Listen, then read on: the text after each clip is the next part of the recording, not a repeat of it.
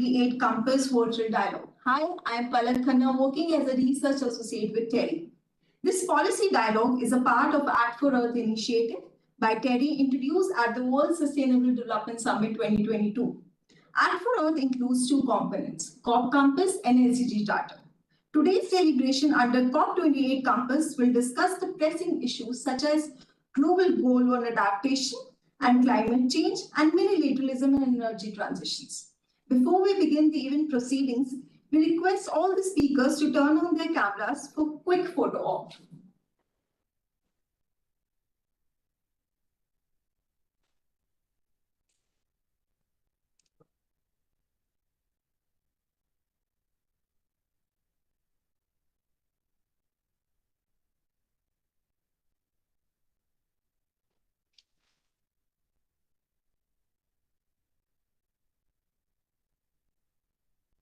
Thank you, everyone. Moving on, I would like to invite Dr. Shelley Kedia, Senior Fellow and Associate Director TERI, to deliver the welcome remarks.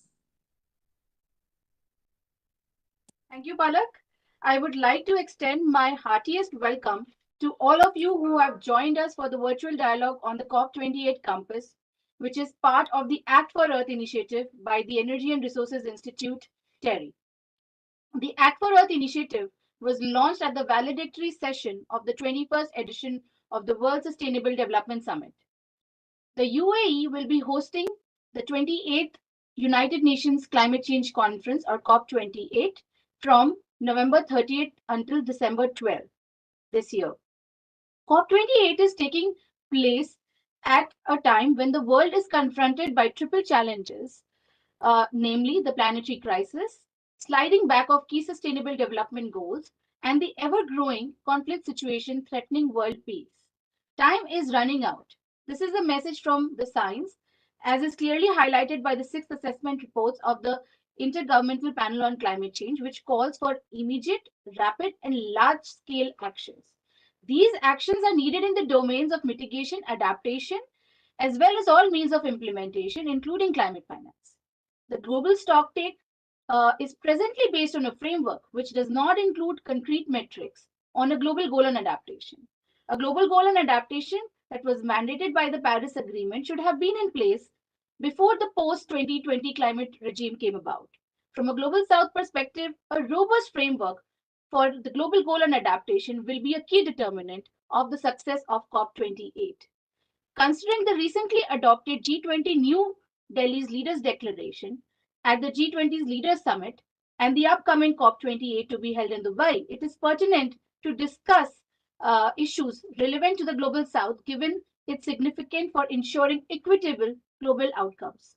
This dialogue will seek to engage with experts on climate negotiations with specific reference to the global goal on adaptation, as well as the energy transitions discourse to advance climate justice. It is a sincere hope that through this forum, we can amplify Global South perspectives on climate action and SDGs.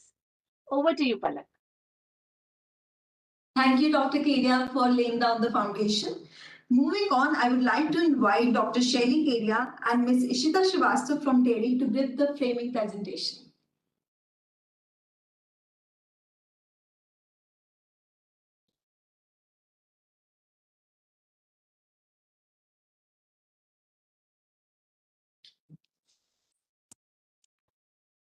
I just wanted to confirm if you can see the presentation. Yeah, we can see that. And the full screen? Yes. So thank you once again. So I've already spoken about the COP Campus, which is part of the Act for Earth initiative, which itself has two components, COP28 Campus and SDG Charter. We will be having a virtual dialogue on SDG Charter on 31st.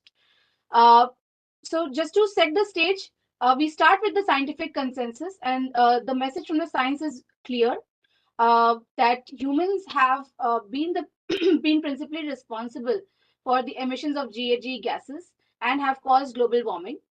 And we are very likely to breach the 1.5 degree mark in this decade itself.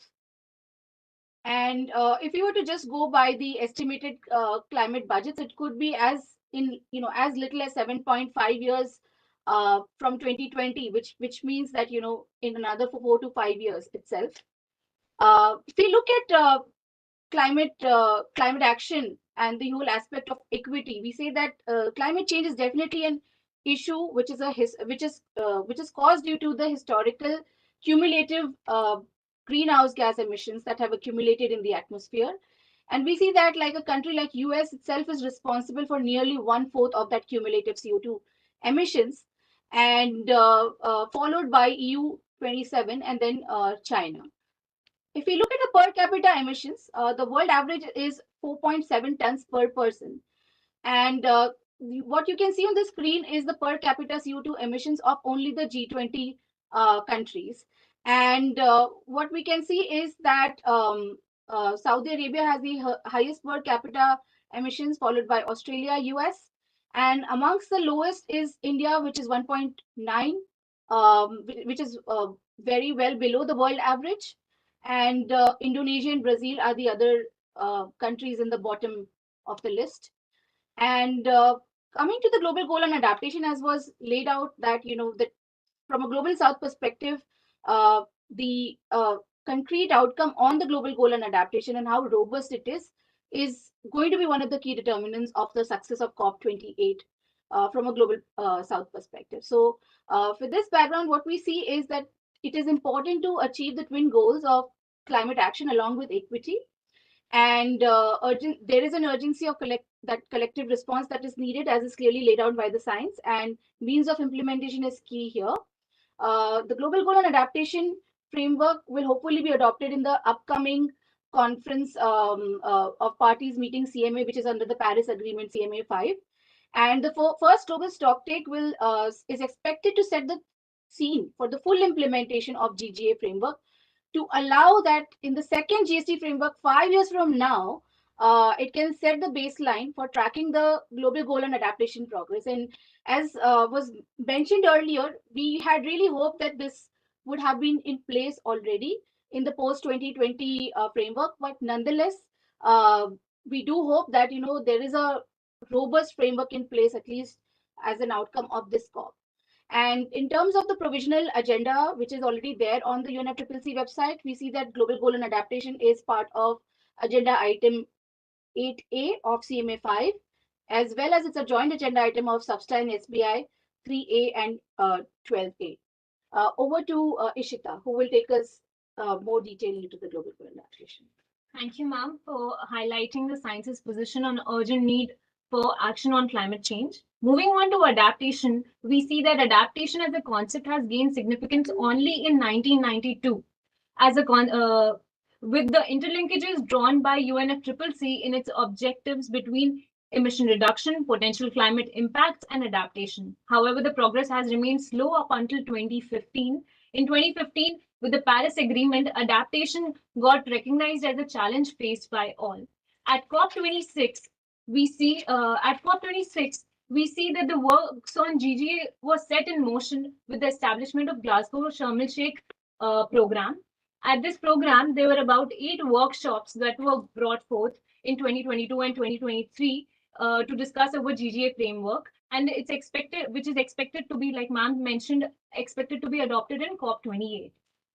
Next, we come to the positions of various groupings. Observing the stands of the groupings, we see that a triad of positions can be seen with convergence of G77 and China, LMDC, LDC, and AGN on the need for means of implementation, finance, technology, and capacity building to bring about adaptation into action for developing countries, while the global north countries and EU silently introduce mitigation in adaptation conversations.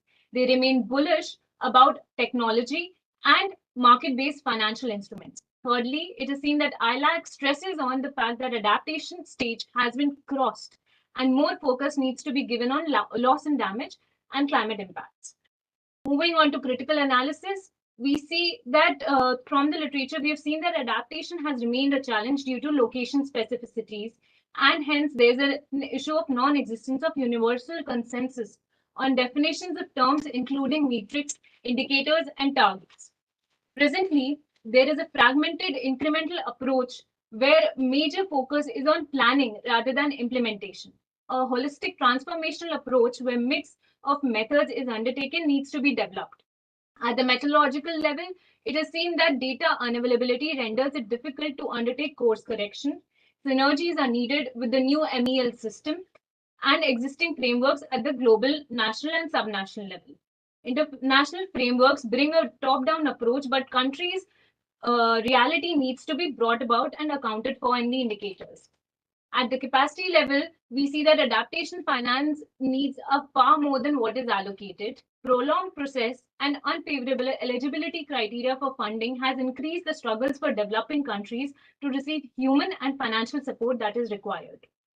Moving on to recommendations, we see Terry has given 3 recommendations mainly. First, it's that adaptation needs to be looked at as a global goal, but simultaneously focus needs to be on country driven and locally validated approaches. As much as a top down approach is necessary, bottom up approach is equally important. 4 approaches we have given to bring about adaptation indicators are context specific common domains need to be considered, converging, covering covering processes and outcomes, and then it has to be based on existing national systems, and additional expert assessment is also needed. Lastly, we suggest that SMART goals need to be brought about for linking GGA to means of implementation. Income, output, outcome, and impact indicators all are needed to be considered for a holistic drive, and it is iterative in the nature similar to SDGs. Thank you. Thank you, Dr. Shelley and Nishita, for the comprehensive presentation and mapping out the recommendation. Moving on, I would request we'll proceed with a panel discussion with the sector experts moderated by Dr. Manish Srivastav, who is a senior fellow and associate director at TERI. I request Dr. Srivastav to take over the discussion from here. Thank you, Pallavi, and thank you, Shelley and Ishita, for that very comprehensive summary of what's the timeline and status of global goal on adaptation, and what could probably help, in negotiating the global goal on adaptation in a, outcome-oriented manner. Now, with that background, I think the title we were given for the panel discussion was to explore the implications of global goal on adaptation and what goes on in negotiating and implementing that on climate justice. I think it's a very timely and important theme to explore. And the entry point comes from the mitigation target, actually. If I mean, that's my interpretation. If we look at the language of the Paris Agreement to justify why 1.5-degree goal is a desirable goal and we must aspire for it, is to suggest that it would significantly reduce the need for adaptation, and hence it would enhance climate justice. So the need for adaptation is kind of inversely proportional to the idea of climate justice in one sense. So it is in that context, I think this is a very important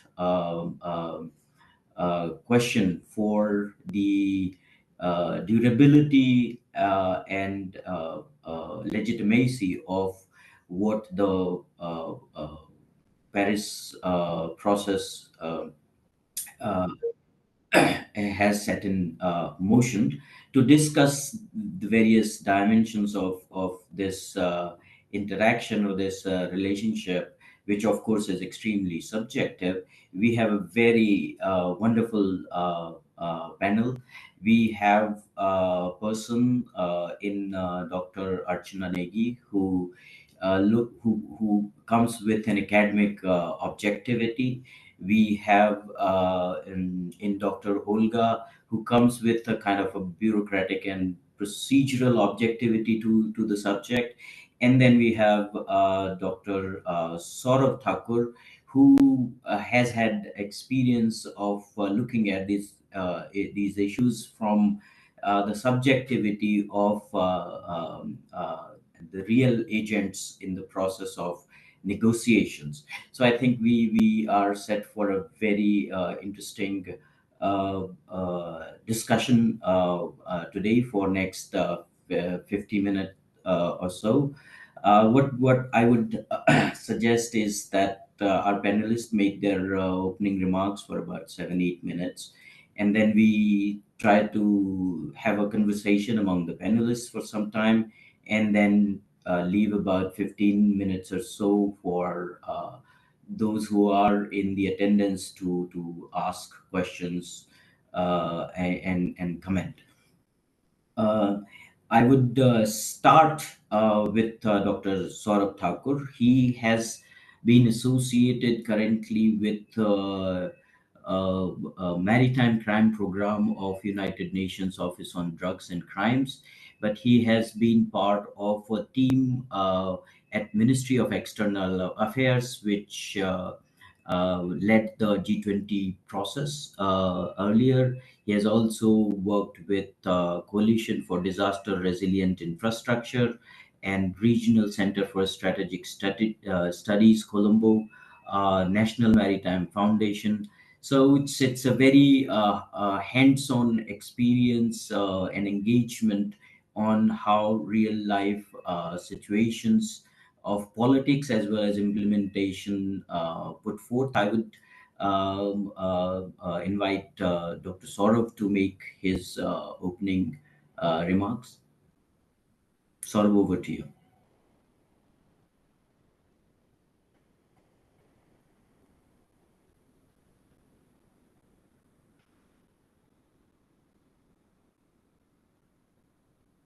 We can't hear you, Saurav. Are you able to hear us?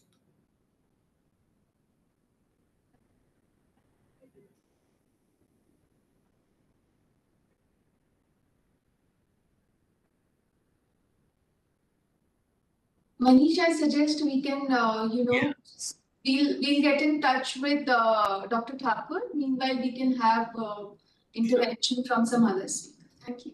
So we are just calling you. Okay. Yeah. Well, that's adaptation for us to technical uncertainties. May I then perhaps request now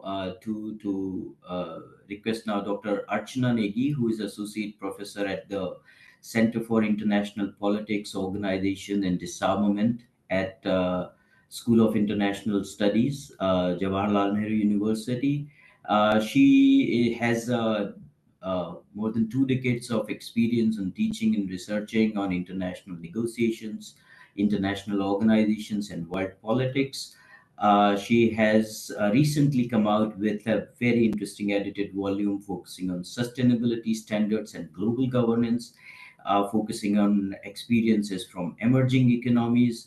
And she has been a member of Voluntary Sustainability Standards Academic Advisory Council at the United Nations Forum on Sustainability Standards, and which is jointly set up by UNFSS and Leuven Center for Global Governance Studies.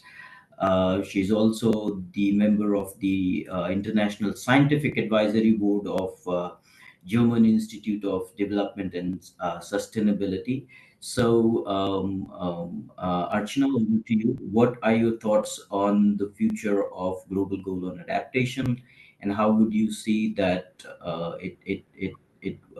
what kind of questions we should be asking in the context of climate justice? Well, thank you very much, Dr. Manish, and thank you, Terry, for having me here. I am perhaps the last person who should speak, given that I'm not the hands-on person as far as the negotiations are concerned. But nevertheless, since the ball has come to me, I will initiate the discussion and then hand over to my more experienced colleagues. So thank you for that very generous introduction as well. And This is really a sort of, introductory foray into where we are heading, where countries currently are. And, I've been looking at the negotiations on the GGA, but also thinking of some of the larger questions that emerge. The Terry team very ably just presented what already happened in Paris. And the starting point of the GGA conversation, just to set the sort of framework, is always back to Article 7.1 and the global goal on adaptation. Interesting to highlight, however, the three specific subcomponents of this particular article, which is one on enhancing adaptive capacity, two on strengthening resilience, and three on reducing vulnerability.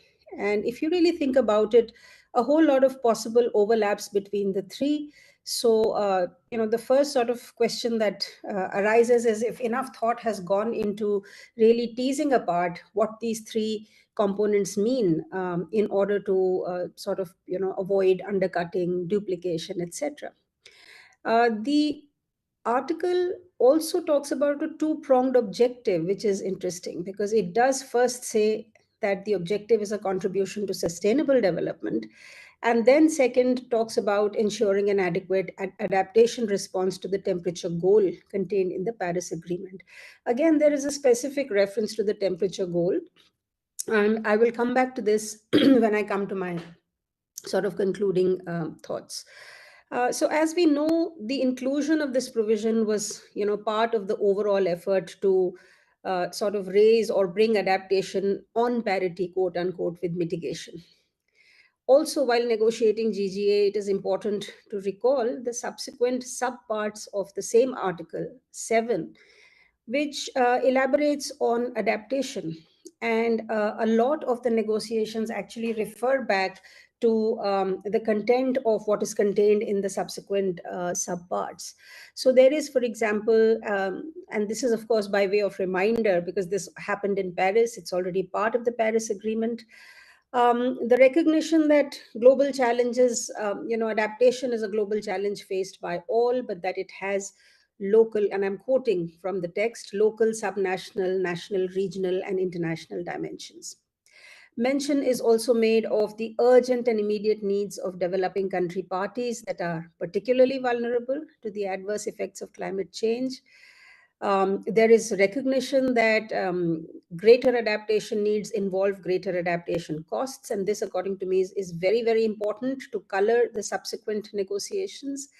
It also sets out the characteristics of the adaptation action that is expected, prescribing, using a whole lot of adjectives that can be useful in developing the subsequent models, which include, for example, the fact that it should be country-driven, it should be gender-responsive, participatory, transparent, etc., and give special consideration to vulnerable groups, including indigenous peoples, local knowledge systems, etc.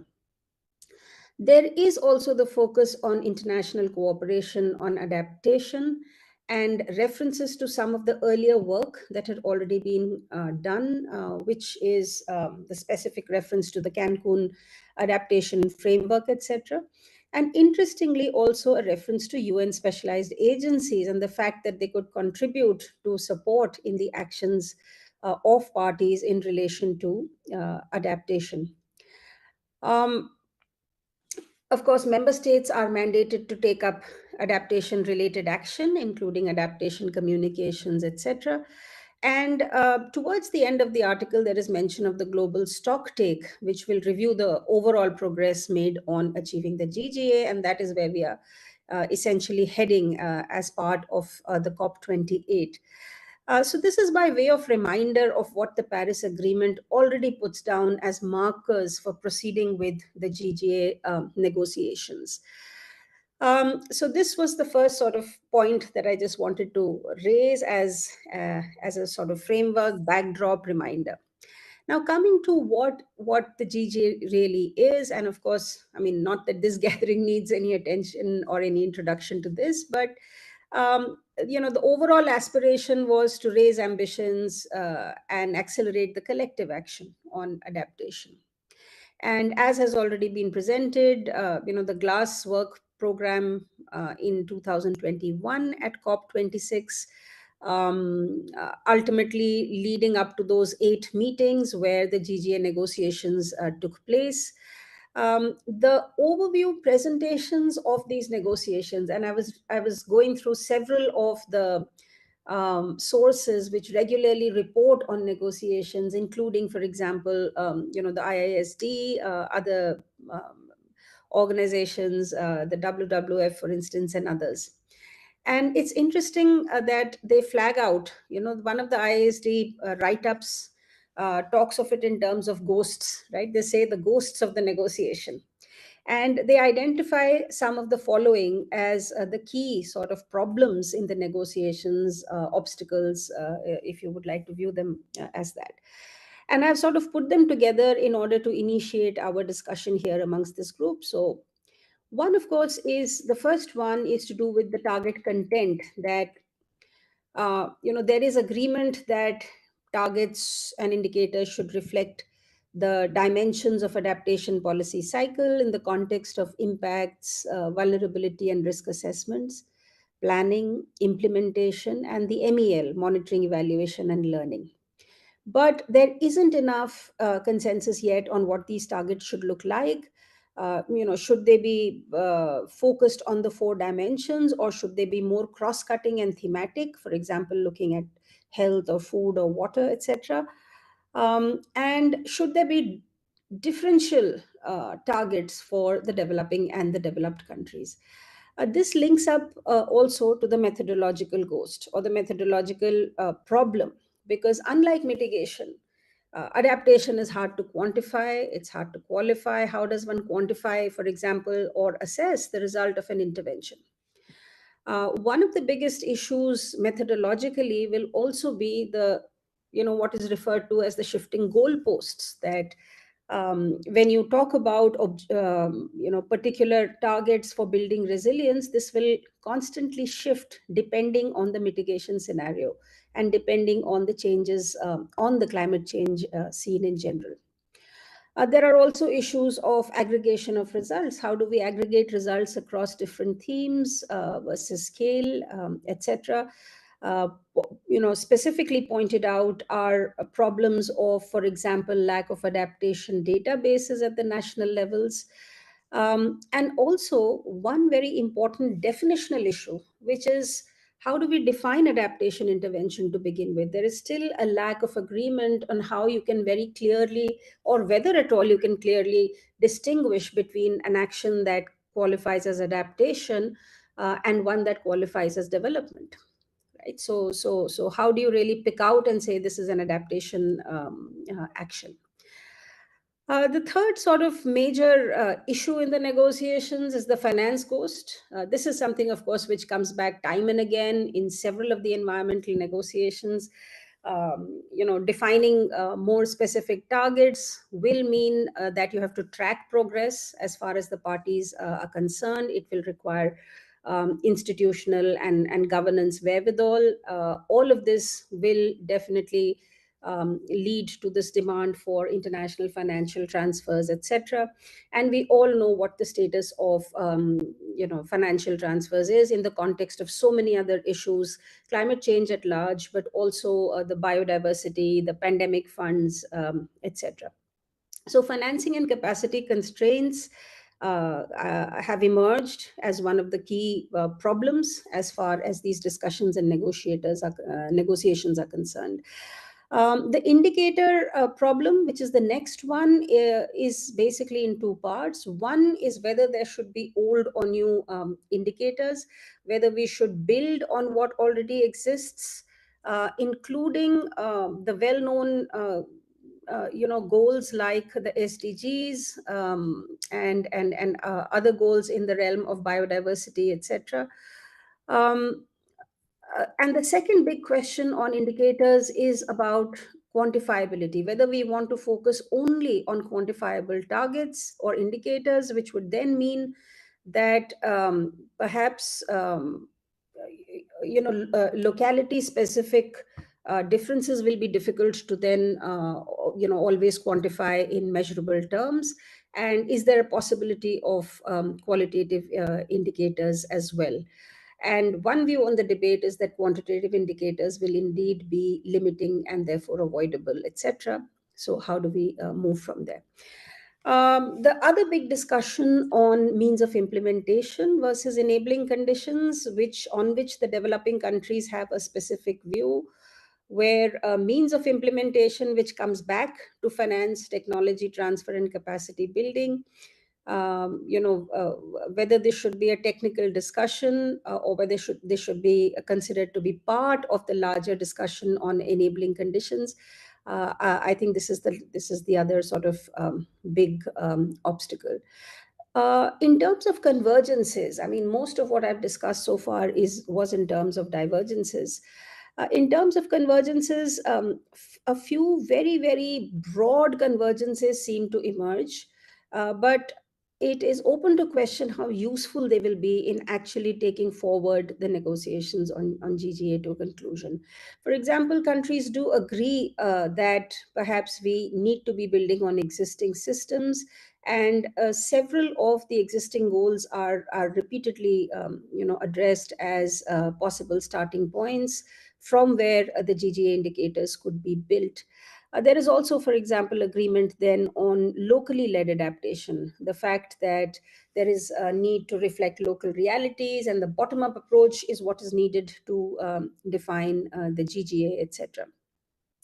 The scope for definition of targets and indicators, and the need to be guided by multiple types of knowledge. All of these are issues on which there seems to be a broad convergence or understanding as far as negotiations are concerned. But as we can see, these are difficult to then put down into actual measurable sort of outcomes. So some of the things as we head into COP28 that I think countries have in mind, especially from the perspective of developing countries, because that is what this discussion was formulated as. One is that it is very important to clearly address the distinctions and the potential overlaps between the three specific subcomponents that are mentioned in Article 7.1. So basically, the definitional clarity about what we are entering into. Second, it is very important for the developing countries to clearly identify and define the nature of their vulnerabilities. This can't be taken as a given. The GGA, for example, makes reference to the temperature-related target contained in the Paris Agreement. Yet, even within those prescribed temperature variations, the real threats to the developing countries may come from effects such as sea level rise or climate-induced migration, etc. And these may have a dynamic independent of just the change in temperature. So there needs to be more clarity on this definition of vulnerabilities. It is, of course, important for countries to keep in mind that the aim of the GGA is not, in a more narrow sense, to talk about measurable progress, but actually to catalyze the progress as well. So that's another important aspect. So ultimately, GGA will need to sort of meet the balancing act. It will have to be, practical enough to be doable and yet ambitious enough to meet its objectives. At the same time, be flexible and adaptive to change. A lot to ask from it. So let me end with the last line on this concept of climate justice, which sort of recognizes the disproportionate impacts of climate change on vulnerable communities around the world. Now, this mention of climate justice does find a very, very tentative place in the preambular statements of the Paris Agreement. And I just want to read out to see how it was formulated. It says, quote, noting the importance for some of the concept of climate justice when taking action to address climate change, ... So I think it's time to shake out of this sort of tentative formulation in order to empirically target a sort of climate just formulation of GGA at COP28. Because adaptation planning is a new area, or at least a relatively new area in climate governance, I think justice-informed formulation of such plans or goals or strategies need to be targeted. Last, of course, is that we need to look at the broader question of the point of goals. And this is where my pessimistic hat comes in. In September this year, when the UN General Assembly opened, it opened on the depressing note that the SDGs were not on track.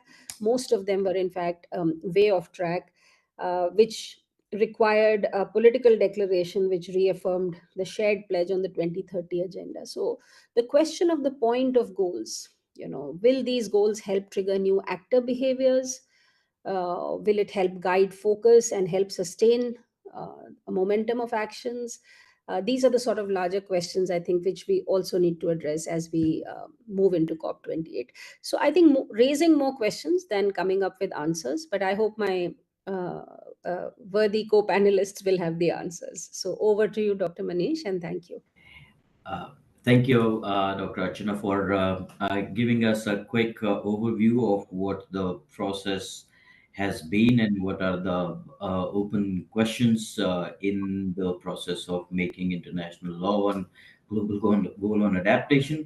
I think it's with this background, it is a right time to go to somebody who has been in the thick of the things.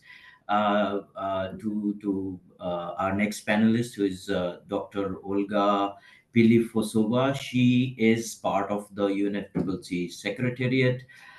She is a scientist.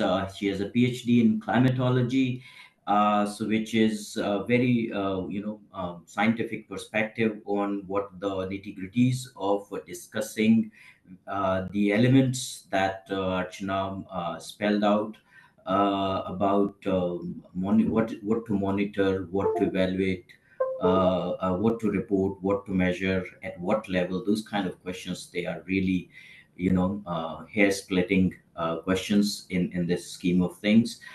She has been working with the Adaptation Committee, so for a very long time. She has more than 3 decades of experience in this field, and I think she was also part of the ad hoc working group on long-term cooperative action, which is kind of the mother of Paris Agreement. So she also has witnessed the politics, real politics behind all the compromises that the Paris Agreement, so nicely hides in its, very flowery language and diplomatic optimism. So, Olga, over to you. We would be really interested to know what are the real expectations and the core sticky points in the negotiations on global goal on adaptation, and what can be reasonably expected from COP28. Over to you. Thank you very much, Chair, and thank you for such an introduction. I have learned something about myself. It's always a challenge for me being, as you said in the beginning, and rightly said, being a bureaucrat, the international climate process bureaucrat for already almost 25 years, to recall my scientific past. And I'm from Kazakhstan. I was the head of the technical unit who started and pioneered the work on climate change in Kazakhstan. And I used to be the coordinating lead author for the IPCC, but it was quite a long time ago, and still not losing the connection. I always feel a little bit challenged when I'm on the panel like that with the scientists, where I the challenge to not to sound too boring and too bureaucratical on one hand. On the other hand, I just heard my distinguished co-panelists, the presentation it went so deep in the negotiation. So I have a challenge to add value. So actually, being adaptation specialist, a bureaucrat or scientist, I need to adapt and actually to rethink my talk while speaking, basically. So what I think I will do now, rather than going into the details of everything, to look a little bit on the sort of from the bird's view, what is the place of this development the international regime? Where is the place of GGA, the Global Goal on Adaptation and Development? And what are the, as you said, what would be the expectations? Of course, we know that the political situation is difficult, and especially before COP, we have sort of sharpening of positions, and now there some virtual ministerial consultations are happening, and you can see that parties even going back to their previous quite radical, so to say, the positions on many things. But I wouldn't lose the optimism and try to present what is happening from our point of view.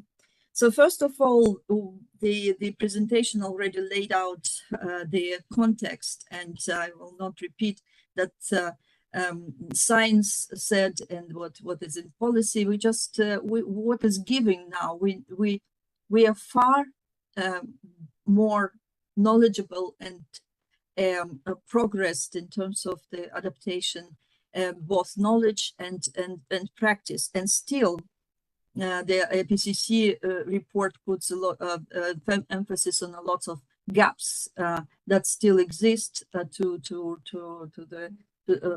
the, especially in the area of implementation. And I believe next week, I saw it on the LinkedIn, but I'm sure exact dates, release dates, there will be the UNEP 2023 UNEP gap adaptation gap report soon issued, which will go further in exploring and highlighting these gaps.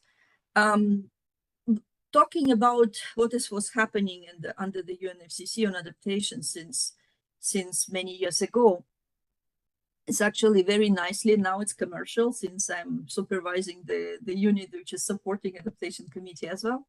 So the Adaptation Committee issued the publication that called 25 Years of Adaptation under UNFCCC. You actually can find many very useful information there in very compact and nice form.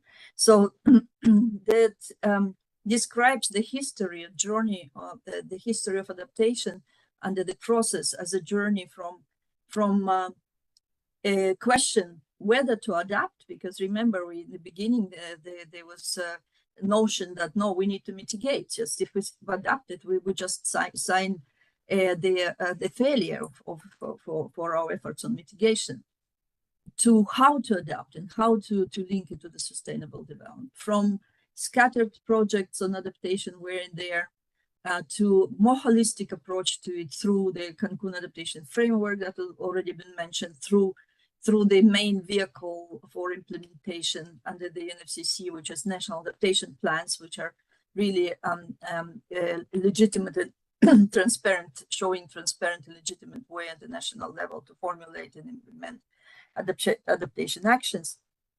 There were the institutions were created under regime, like Adaptation Committee, like the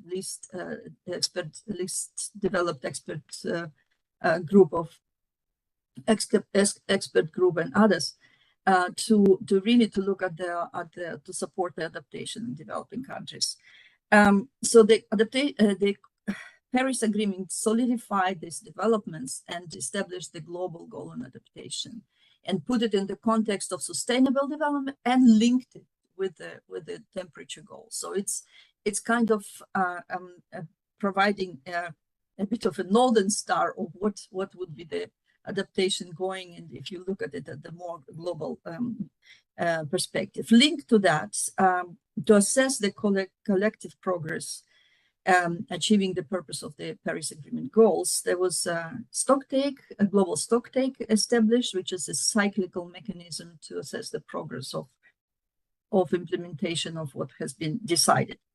So what will be happening in the COP28 and CME5 is actually this will mark the completion of the two things. First, global stocktake, and the work program, 2-year work program on global goal on adaptation. And this is actually provides a unique historical opportunity for adaptation to really to establish itself also as a global process, not losing, as we keep saying that since the adaptation is happening at the national and subnational levels, not losing the perspective of bottom-up approach and not losing, of course, the perspective of the most vulnerable.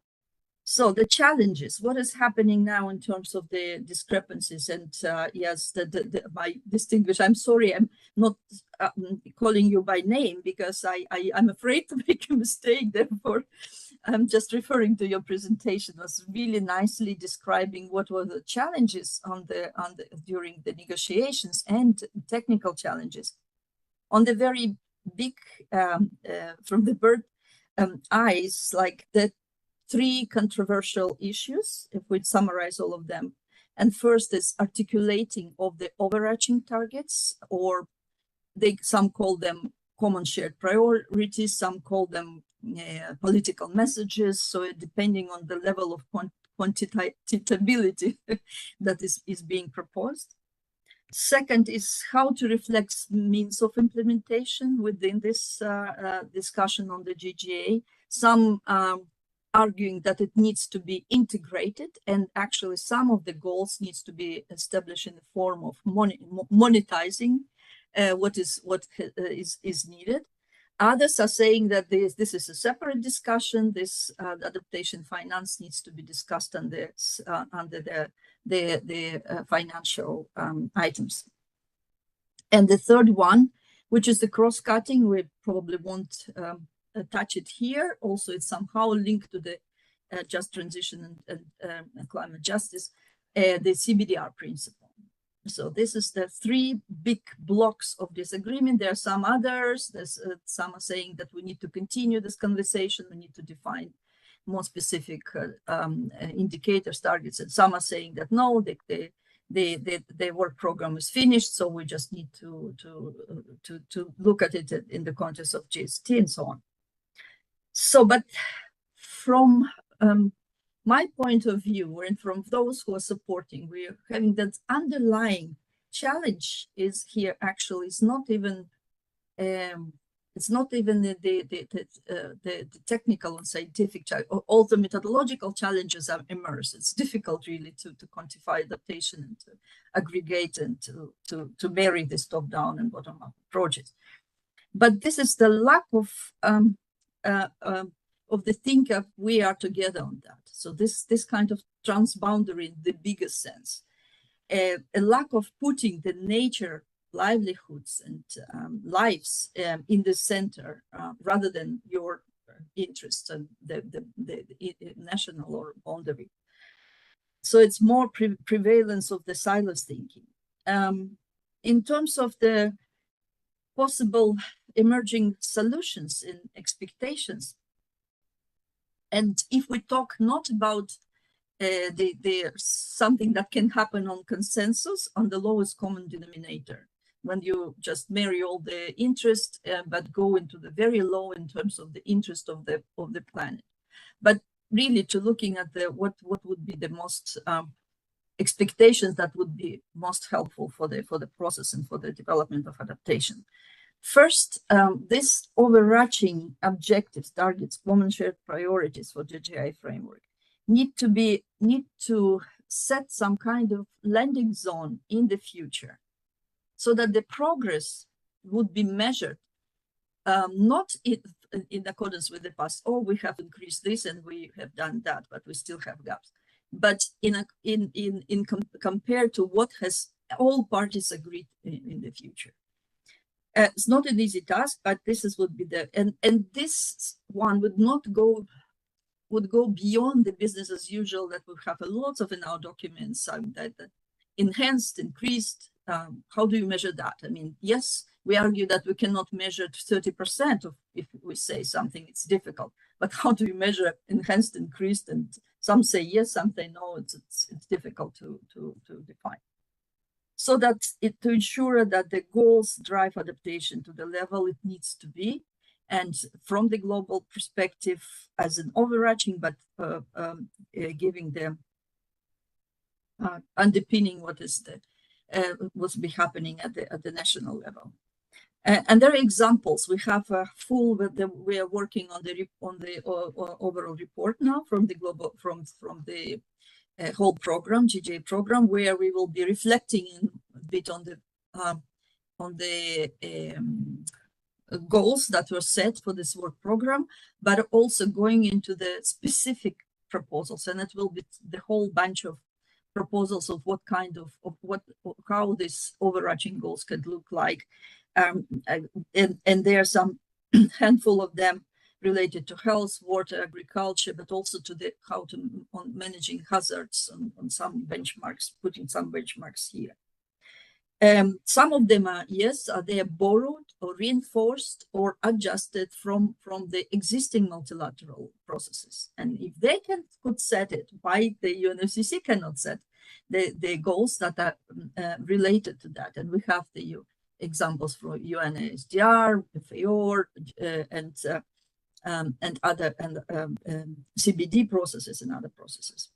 So then during these 2 years, actually, the parties discussed a lot, and stakeholders who participated in the workshop, also a lot of something that is, I think, very closely linked to the climate justice and just transition and adaptation, is the transformational adaptation, so that it's not that marginal in terms of the helping where it's urgently needed, but transforming in the way that it's more addressing the most vulnerable. This is the first about the overarching goals. Secondly, what parties actually converging on, and we have a lot of convergence coming in from these ministerial discussions now, as that GGA framework should unpack these overarching priorities, messages, goals, and so on, and set intermediate targets which are linked to the adaptation cycle, so that it's for each of the elements of the cycle they are specifically defined. They also this outcome would also need to address clearly what is the linkage with the GST in more operational terms, because this is linked in terms of GST. GST needs to assess the progress on global goal and adaptation by the mandate. So how it would be happening, it's also need to unpack, and how it looks links to the mitigation goal. In terms of enabling linkages, as I said already, there's one of the most burning important question here. It's not a secret. Also, it's sometimes characterized as a ghost or elephant in the room, which is the same, is the finance. How you factor in finance into the global goal and adaptation? Is it something specific to be discussed, or it needs to be, but for not minimum, yes, the minimum, perhaps the most important, to ensure that the delivery of the doubling on adaptation finance annually by 2025 is there to fulfill. And second is a linkage with established mechanism of NAPs. They also need somehow be taking into account and as a central part for adaptation actions, and they need to move to implementation as soon as possible. And also, that's another thing that it was in the action agenda: sustainably increase and have a mechanism to track investments in adaptation and coping capacity by 2030 through the food, water systems, nature, health, and citizen infrastructure, especially in the most vulnerable and fragile settings. So I'm concluding here just to summarize a couple of points. This year provide the historical opportunity to complete the triad of the Paris Agreement goals. So we have mitigation, we have finance goal, we have to have adaptation goal, and this goal needs to be speak to everyone, and both collectively and at the level of individual countries, and to enhance the action of adaptation and address the gap and support. So this framework that will have to be adopted in the CMA5 will have to signal the global direction, both, and steer the world to the path through the operationalizing it in the framework. So that the new level of adaptation requires transformation and mindset change. And this is a lot of hooks and discussions on the GGA program. And this needs to find its way in the formulation of the outcome. And speaking again of final expectation, there's hope, and I wouldn't be working 25 years in this process if I didn't have hope always that the outcomes of the GGA and GST process will be significant step to that direction. So here I stop, and thank you very much. I think I spoke more than I wanted to. Thank you. Thank you, Olga. That's very informative, and it's good to know that there are points of convergence emerging from the ministerial process. But as we all know, convergence and is all not always as expected or as needed. It involves multiple layered compromises from parties involved. But nevertheless, a step forward is a step forward. Let's hope that get concretized at this COP. I'm looking at the time, and I feel that we might not have enough time for question answers. But nevertheless, this is a new topic, and it's important to make sure that as much information is available or perspectives are presented. So without much delay, let me now invite Dr. Saurabh Thakur to share his perspective. I would be very happy if you talk about the topic from your experience with the Ministry of External Affairs, how things are seen from government's point of view. But obviously you are free to speak what you want to speak and what you are perhaps allowed to speak. Yeah, Saurabh, over to you. Thank you. I hope I'm audible now. Yes, we can hear you.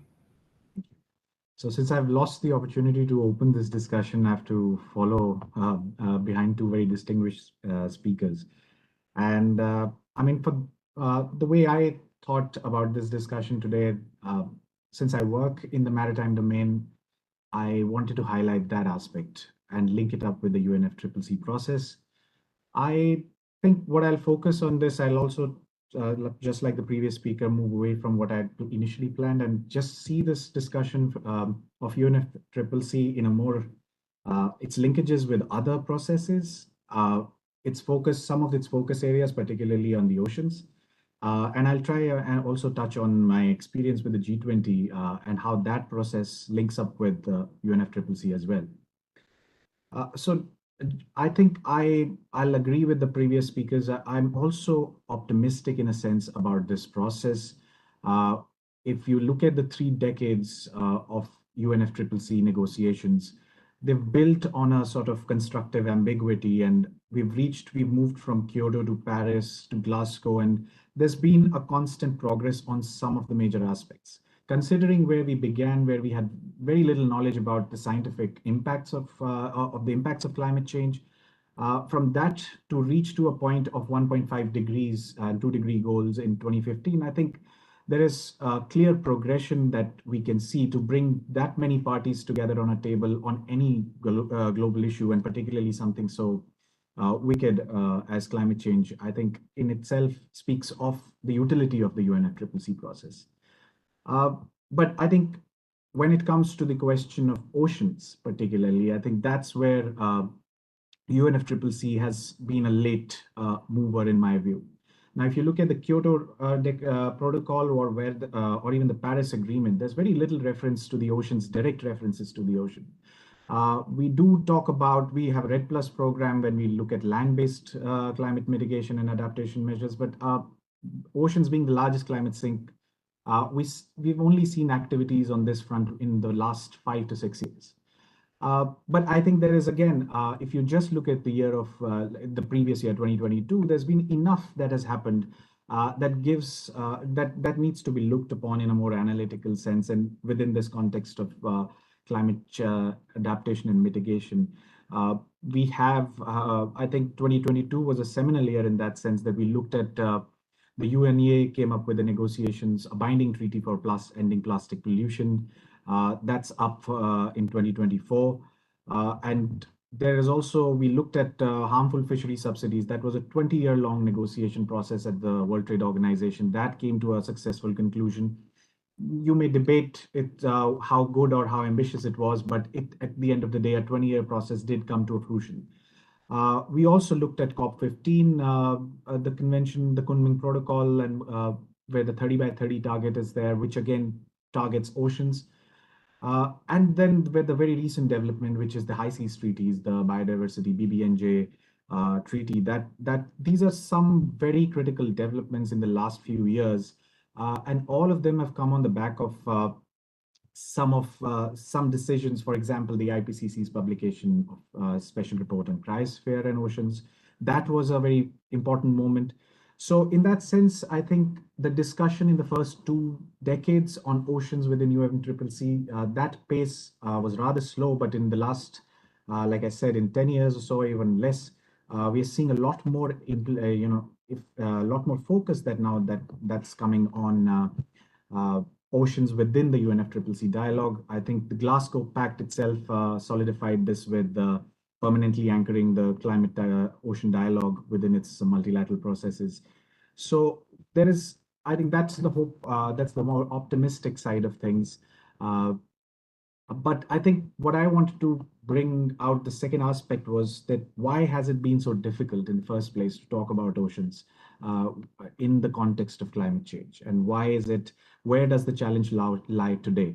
I think firstly, there has been some form of institutional inertia, not just within UNFCCC, but almost at all levels of institutions, nationally and internationally, because it's a difficult place to govern. It's a difficult place to talk about whether you're looking at it from a legal perspective, geopolitical perspective. There's multiple issues that multiple challenges that came up when we discuss or when we try to negotiate on oceans. But I think today the need to bring in conversations on issues of degradation of marine ecosystems, plastic pollution, and IUU fishing. These are issues that are critical. I was just recently in Mumbai for the Global Maritime Summit organized by the Government of India. And I was very happy to see that most of the sessions I walked in thinking that most of these sessions will be more business oriented in the maritime domain, but a lot more discussions now you see in terms of ship recycling, maritime regulations of ocean pollution. So some of these issues are clearly coming forward, but there's a lot more uncertainty that is at play now. The special report, the IPCC special report, brings about a clear understanding of how bad the situation is in terms of accelerating impacts of climate change. And this is most certainly, if you're looking at the Indian Ocean region or the Indian subcontinental region, this becomes even more critical from our perspective. And I'll try to link this with, I'm trying to think about it, how to link this with G20 conversations that happen on the HLPs on blue economy. But just to look at the uncertainty part of it, just in the last 5 years, if you look at the Indian subcontinent itself, we've seen the same area, same geographical area is faced with some intensive droughts and then very intensive floods. There is no clear, so when you talk about adaptation and coming up with a policy and coming up with some clear strategy for the adaptation, this uncertainty, how to bring this into picture, is going to be very difficult. Like I said, if a similar, and this has often in the maritime domain has led to promotion of maladaptive practices. I speak from the maritime domain's perspective because here the adaptation almost, predominantly becomes a hard protection measure. Soft protection measures are almost given a very negligent attention. So that's one of the challenges when you're talking climate change in the maritime domain.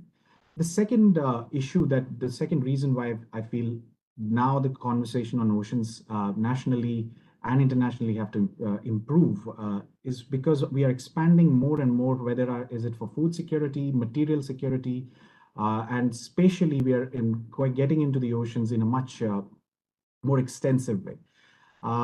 But despite there is being this scholarly attention towards oceans in the last few years, what we lack today is a clear understanding of how to interact with oceans, whether it's at the negotiation table or at the policy level, how to look at oceans as a space for political and social interactions. We're looking at them as transit spaces more and more as the arteries of global trade, but there's very little understanding of what this space and how do people and how to interact with this vast maritime space. And that's where that whole theme of climate justice also comes into picture, because whether you're looking at issues of uh, even deep sea resources and critical mineral resources that are being extracted, there's now increasingly a question of how should we, if we are looking at a conservation perspective on oceans, what kind of an approach? There are multiple approaches available, whether it's the MPAs or should we take more hybrid approaches. Which approach applies to which area and which region of the world? There's still a lot of lack of clarity on that front. Another issue, I think, is that when you're looking at just oceans within the global negotiations, not just the UNFCCC, but CBD or G20 and other negotiation documents, the discussion is not yet quite at a point where you're discussing new institutional frameworks. There's also, we may have signed on to the High Seas Treaty and other similar documents, but bringing them agreement into force and ratification processes are going to be a huge challenge going forward. And I think this is where some of the gaps, whether on the legal front, have been filled with the BBNJ treaty, but a lot more challenges are still out there. I think in the context of UNFCCC, I'll make a point regarding the hybrid architecture that the Paris Agreement brought in. I think we need to utilize that hybrid architecture a little better. More number of actors who are now involved in the ocean space need to participate more with the UNFCCC negotiations. And since I've worked more in India, I'll speak from my personal experience.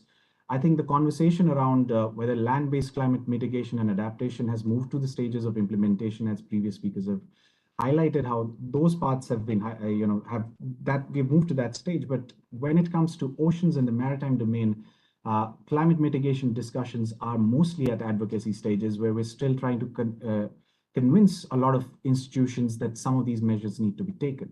So I think that's one fundamental difference between where the land and the maritime domain separates.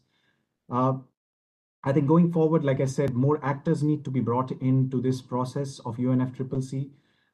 Climate finance discussions have to look into ocean-based solutions. Global stocktake was talked about by previous speakers. I think it needs to reflect how oceans and nature-based solutions in the maritime domain will play an active role in climate adaptation processes. And I think synergies, and I'll link now this to with my G20 experience as well. I think synergies between international policy processes, where we do a lot of time talk about UNFCCC as a standalone process, but there are multiple negotiations that are happening that touch upon aspects of climate adaptation and mitigation. Just to give you the example of the climate and environment working group that under the G20, the Indian G20 presidency, it couldn't reach an outcome document, the final communique. But it did come out with it came out with a outcome document, but couldn't reach a communique between all the parties. But one document that it managed to agree on, and all parties of G20, given the very tense discussions around the wars and geopolitical situation around the world, these parties still managed to come out with an outcome document and high-level principles on blue economy. And that shows you continuation from even the previous presidency that happened in Indonesia, where blue economy became the centerpiece of their presidency as well.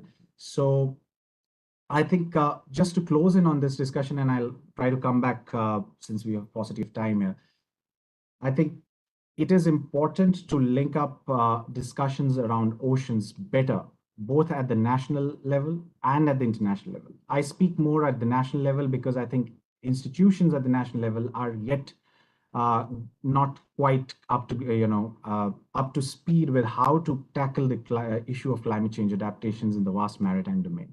So I think I'll try to stop there, and maybe I'll come back in the next round. Thank you. Thank you so much, Saurabh, for bringing in a very specific perspective that helps us understand the real complex challenges in thinking about that global goal on adaptation and how that might be governed, because adaptation is varies in different sectoral contexts and different geographical contexts significantly. Now we have actually our only 2 minutes, so I'm sorry we would not have time for question answer or a second round, but I'll just probably say quickly what my takeaway is, and I'll build on what Olga had said, that mentioned about the national adaptation plans. A key implementing instrument for global goal on adaptation would be those, because the process would ultimately be country driven. Now, since this is still at the negotiation stage, and after listening to all of you, it reminded me of the negotiations that were going on that led to the formation of UNFCCC. And my thesis on those negotiations and from the justice angle is that the balancing act that Archana was talking about is always or most in most cases implies that you accommodate all the red lines that different group of parties come with at the negotiation table. And since in adaptation, those lines are going to be pretty different for different countries, it might be perhaps better idea to think of a global goal on adaptation as a collection of multiple partial goals on adaptation, such as what Saurabh was talking about, looking at it from a sectoral perspective, such as ocean governance, which already has a global context. All the other thing that Olga and Archana had talked about the finance. Now, I think doubling of financing for adaptation is really a farce in my view, because overall finance for adaptation has been significantly marginalized over the 3 decades. So I think it could be an interesting idea for discussions on global goal on adaptation to suggest that quantified goal on adaptation finance is embedded into the negotiations on long-term quantified goal on finance, which would be finalized hopefully by 2024. But these are broad over ideas. Thank you for a very stimulating presentations and sharing your perspectives. I'm so sorry for the audience that I could not let you put your questions, but I hope that post COP we would perhaps have another session on to see what happened, where we ended up on this agenda, and discuss more on that. So thank you all the panelists, Ola, Archana, Saurabh, and also Shelly and Ishita for your framing presentation. It has been really very informative and engaging. Thank you all. Over to you, Pallavi. Thank you so much. What a comprehensive session, I must say. Topics that were covered, GGA, why it's important, the need, and the challenges that we are facing. And let's see what happens in COP28. Moving on to the next session, multilateralism and energy transitions. Now I request Ms. Hina Makhija, Associate Fellow TERI, to give the framing presentation. Over to you, Hina. Thank you, Palak.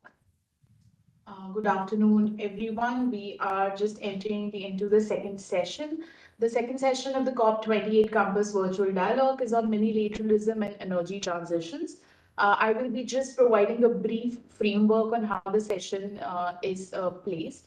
Can we move on to the next slide? This is a brief introduction to the COP28 campus, how our dialogue is arranged. I will not go into the details of that. Next slide, please. So minilateralism, just to give a brief idea how our dialogue is placed, we all have been talking about just energy and just energy transitions, but a new concept that we are seeing within the UN FCCC framework and the climate change negotiations is the coming up of these groupings. To give a brief idea, minilateralism seeks to achieve a more targeted approach towards achieving transition goals, and it has come up as an alternate approach in climate geopolitics. Also known as climate clubs, when it comes to other issues, they seek to decentralize the process by entering into direct negotiations and determine specific emission reduction targets and pledging financial support.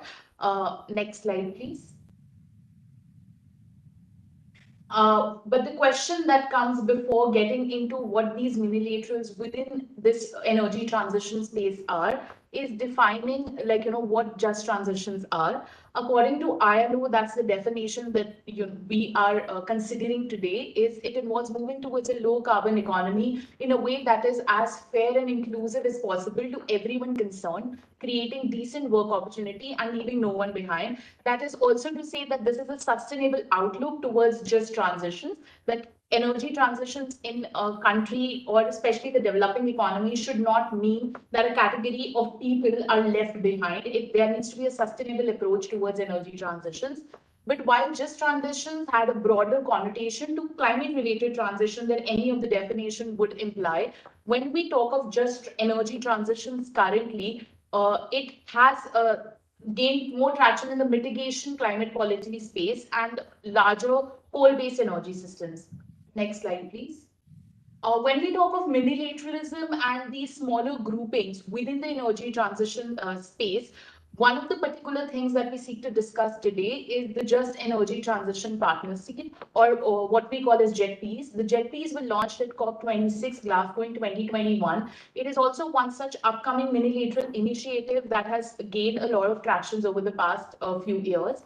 The main aims seek to be that the G7 countries, which are one of the major donors within these JETPs programs, they seek to facilitate the process of energy transition in the developing states from a coal-dependent electricity modules towards more renewable sources, through which also seeks to be the USP of the just energy transition, that is through a combination of public and private financing, so that the what they call as a burden sharing of funding and financing when it comes to just energy transitions.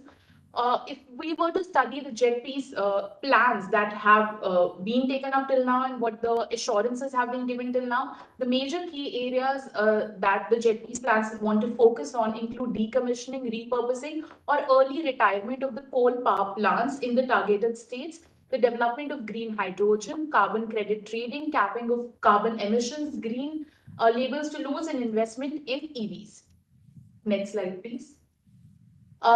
If we were to see the first tranche of JETPs that have been signed and have been announced, the first one, JETP, is with South Africa. South Africa has also come out with their investment plan. That is why we have very targeted numbers to what has been assured, that is USD $8.5 billion. And the JETP partners for South Africa majorly are the states, UK, France, Germany, US, and the European Union. But after South Africa, the second JETP plan to be announced was by Indonesia. But another interesting development that we see in the case of Indonesia is the entry of the GFANZ, that is the Glasgow Financial Announcement for Net Zero, that consists of a lot of private actors that have assured, loans and the grants that have been that are to be given are divided between the two. So it's a mix of public and private space financing. And even in the private space, it's a conglomeration of groups and different banks and private actors coming together. A similar situation was seen in the case of Vietnam, where the USD $15.5 billion assurances were given. And Senegal, even though the amount is less, we again see just 5 for group nations, and all these together are known as the International Partners Group. They formulate the partnership, and these are the assurances that have been given. So these are the existing partnerships in the space right now. Next slide, please. But this brings us to what are the key issues. This presents a very interesting picture that these are the nations that seek to come together and give a combination of public-private financing towards a really noble goal for just energy transition. But one of the biggest, some of the key issues and challenges, if I may say, that exist in this space are the first being the financial support that is offered by these IBGs. That is usually, if we consider the last slide, it ranges between $8 to $20 billion to the countries to existing JETPs, but this is not sufficient for financing the clean energy transition, especially in developing countries, because the South Africa's JETPs plan is already out in the public and we know the figures. The South Africa has identified almost $998 billion in financial requirements over the next 5 years. And the IPG initially has just been able to mobilize $8.5 billion USD over the next 3.5 years, showcasing the amount of mismatch that is existing between the financial requirements and the commitments currently. Second issue being that most of the financial support that is being offered is in the form of loans rather than being grants. That has the potential to add to the country's existing debt, especially for the global south, as the target of most of the primary JETPs plans currently seem to be in South Asia and the Asia Pacific.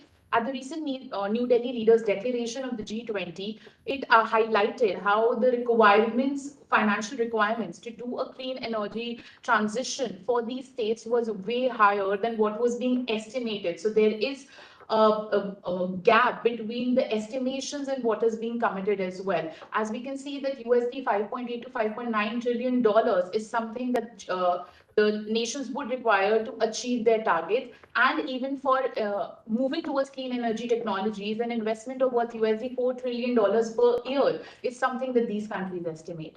Next slide, please. Another key issue being that even in the cases where the JETPs have been implemented, where this finances is going. If we see the investment plans, most of the financing has been assured to issues such as decommissioning and phasing out of coal power plants and moving towards renewable energy and electric vehicles. But there again seems to be a mismatch that the focus of these partnerships is on what are the requirements of the supply side rather than what are the requirements of the demand side. The current approach focuses on phasing out of the use of coal and power generation, and there is inadequate focus that is laid on technology transfers, the resources, the critical minerals. That if the developing states were in a case which is again something they all are targeting to move towards clean energy and transition, there is a mismatch in the manner and the processes that seeks to be done. While there is supply in certain categories, the demand is not in those categories for these states. Next slide, please. And these are the few of the issues that bring us to the main discussion here today, and what we expect from our panelists to consider these key issue areas and give their viewpoints on these issues. That what are the issues associated with minilateral, specifically in JETPs? What are the implications that these conglomerations would have for the international climate finance regime? The implications for forums such as UNFCCC, and what is the way to achieve more inclusive or just transition in the wider sense, considering the demands of the global south and the developing world. Thank you so much. Looking forward to the dialogue. Over to you, Palak. Thank you, Hina, for setting up the base for the discussion and highlighting the potential and the challenges that exist in just energy transitions.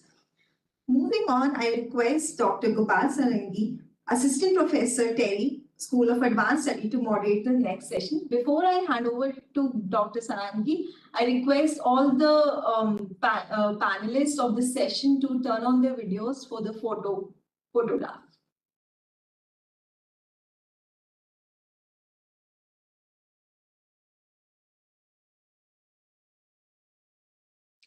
Thank you so much. Dr. Sarangi, you can proceed. Thank you. Thank you so much. I hope that I'm audible. Yes, sir. Yeah, so thank you, Palak. Thanks, Sina, and thanks, Sally, for inviting me to chair this interesting session. I've been hearing the last session is very interesting to understand the justice issue from the climate adaptation point of view.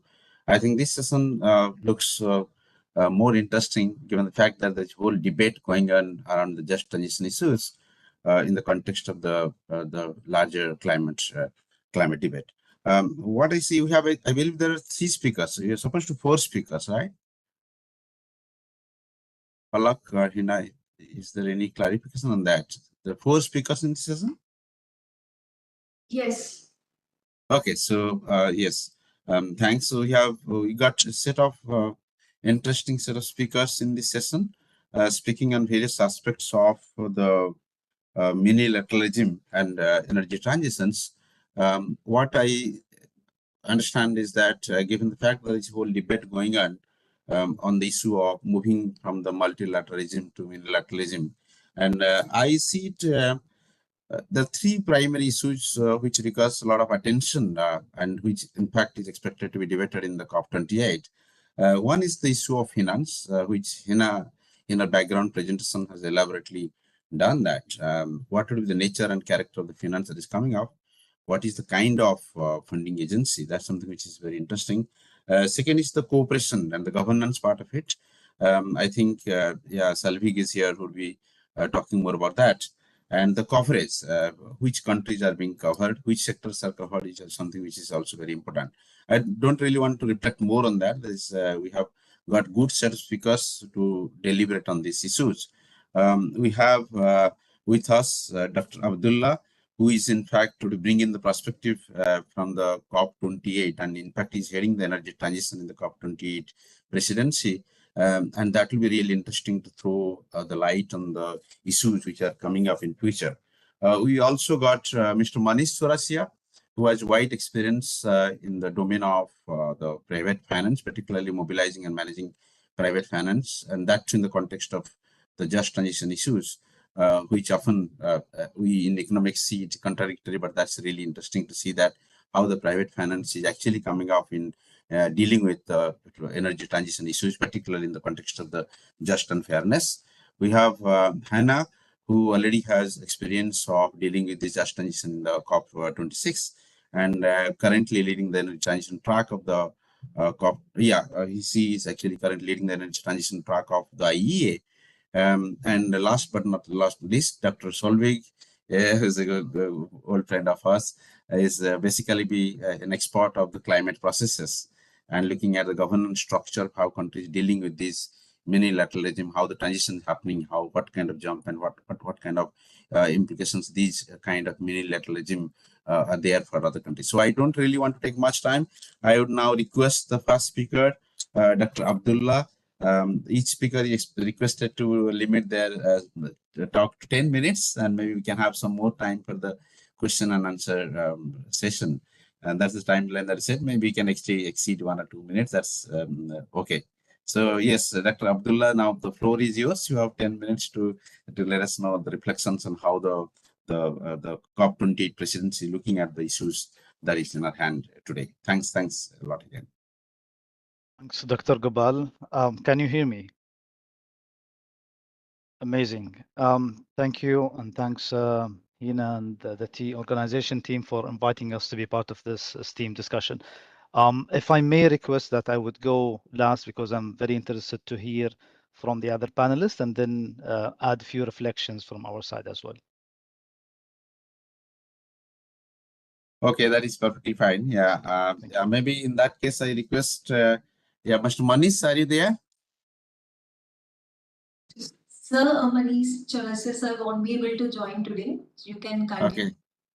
Okay, no worries. Then we can start with, Miss Hannah. Hannah, please, if you could reflect on your understanding on this and how the IE is looking at it, and some of the issues that we are actually trying to deliberate in COP28. Sure, I'm pleased to. So thank you very much, Gopal and Hina and all of the TERI team for inviting me to be part of this discussion. So I'm Hannah Chambers. I currently am at the International Energy Agency, where I manage the Clean Energy Transitions Program, engaging principally with India, but also other Asia Pacific countries. And actually, in my previous role, I was the head of the energy transition track for the UK's COP26 presidency, and was part of the team that originated the first JETP with South Africa. So maybe if I can start my reflections from there.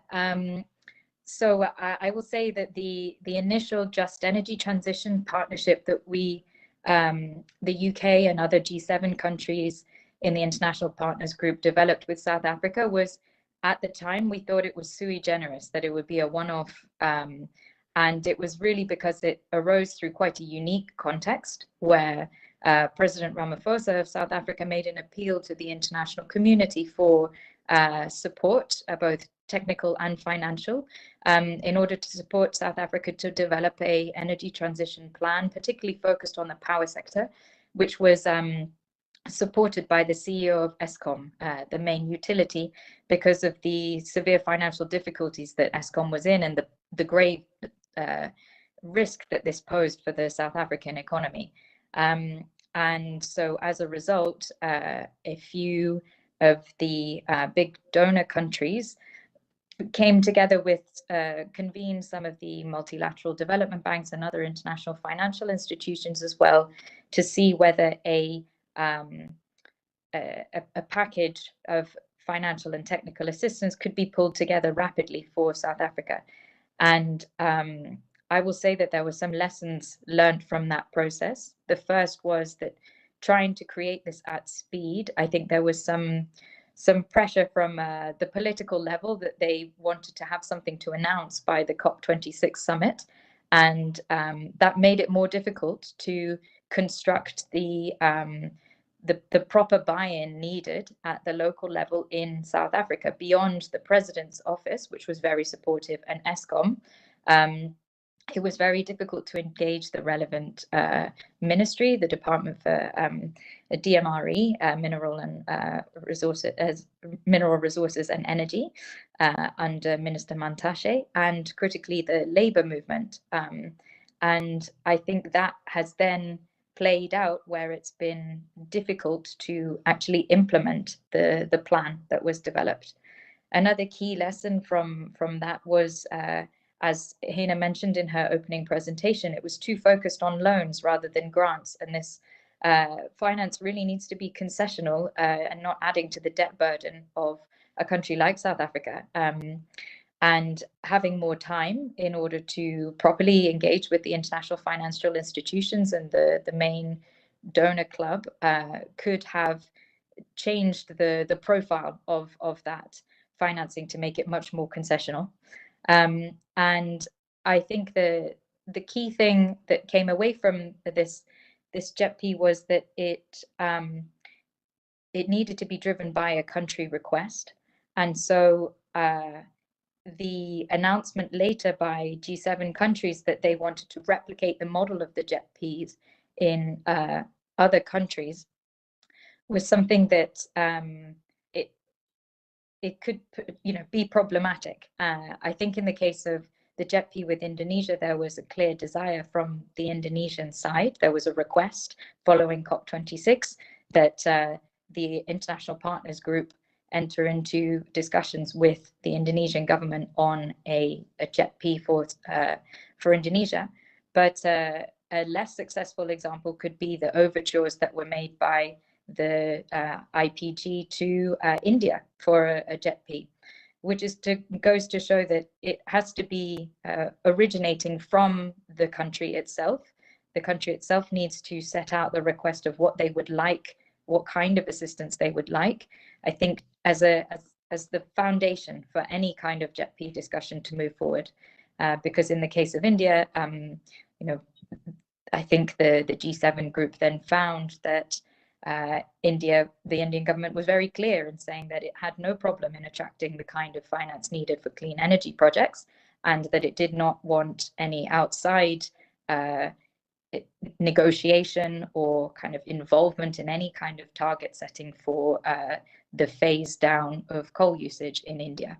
And so I think the lesson that the IPG should have learned from that experience is very much to go softly in making overtures towards countries about potential additional JETPs, and really waiting to see if the first move comes from the potential partner country, rather than trying to be too propositional and run up against some clear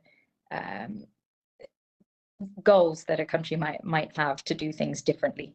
I'd say that to answer some of the questions that Hina set out in the presentation, there are challenges with minilaterals such as JETPs, but there are also, I think, benefits. So there is a place for minilateralism or plurilateralism in conjunction with the multilateral efforts of things like the Paris Agreement and the UNFCCC process. We clearly need to try all different options in order to try and ensure a just and clean and affordable energy transition for all. The universal, the kind of global agreements that are made at COPs are incredibly important for setting the shared consensus and foundation and the framework within which countries will then operate. But in order to move at the speed that we need to in order to reduce emissions, particularly this decade to 2030, we need to have those countries, those businesses, those cross-sectoral coalitions that are willing and able to move faster, to go faster. And the way that that can be achieved is through things like climate clubs, minilateralism, where you have like-minded groups setting coordinated targets that will help drive innovation, faster deployment of clean energy technologies that will achieve economies of scale, bring down costs for broader groups, really purposeful best practice and knowledge sharing. And this is the intention, I think, of something like the German G7 announced Climate Club, which, even though it was announced under the German G7 presidency, is intended to be a much more inclusive group encompassing both global north and south, and is critically a coalition of the willing, is based on those countries that want to take part, that want to drill down into the different hard to abate sectors, what common standards and targets need to be set. And this is something that the IEA is supporting in helping to develop the relevant methodologies and analytical underpinnings for what kind of action the Climate Club can take. I'll say that about the JETPs, I think one of the key benefits of a JETP is that a country like Indonesia or South Africa, Vietnam, Senegal to follow, will receive very dedicated and intensive technical support from international experts, as well as financing.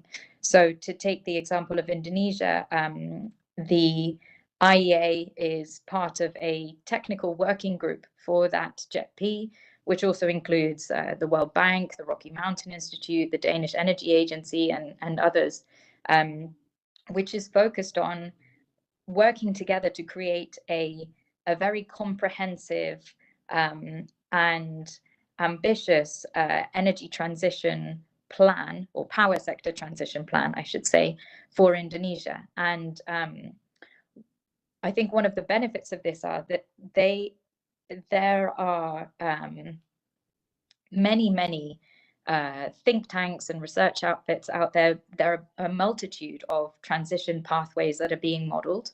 And for a country that is trying to decide on the policies that it should set for its energy transition, you can be confronted with a multitude of advice.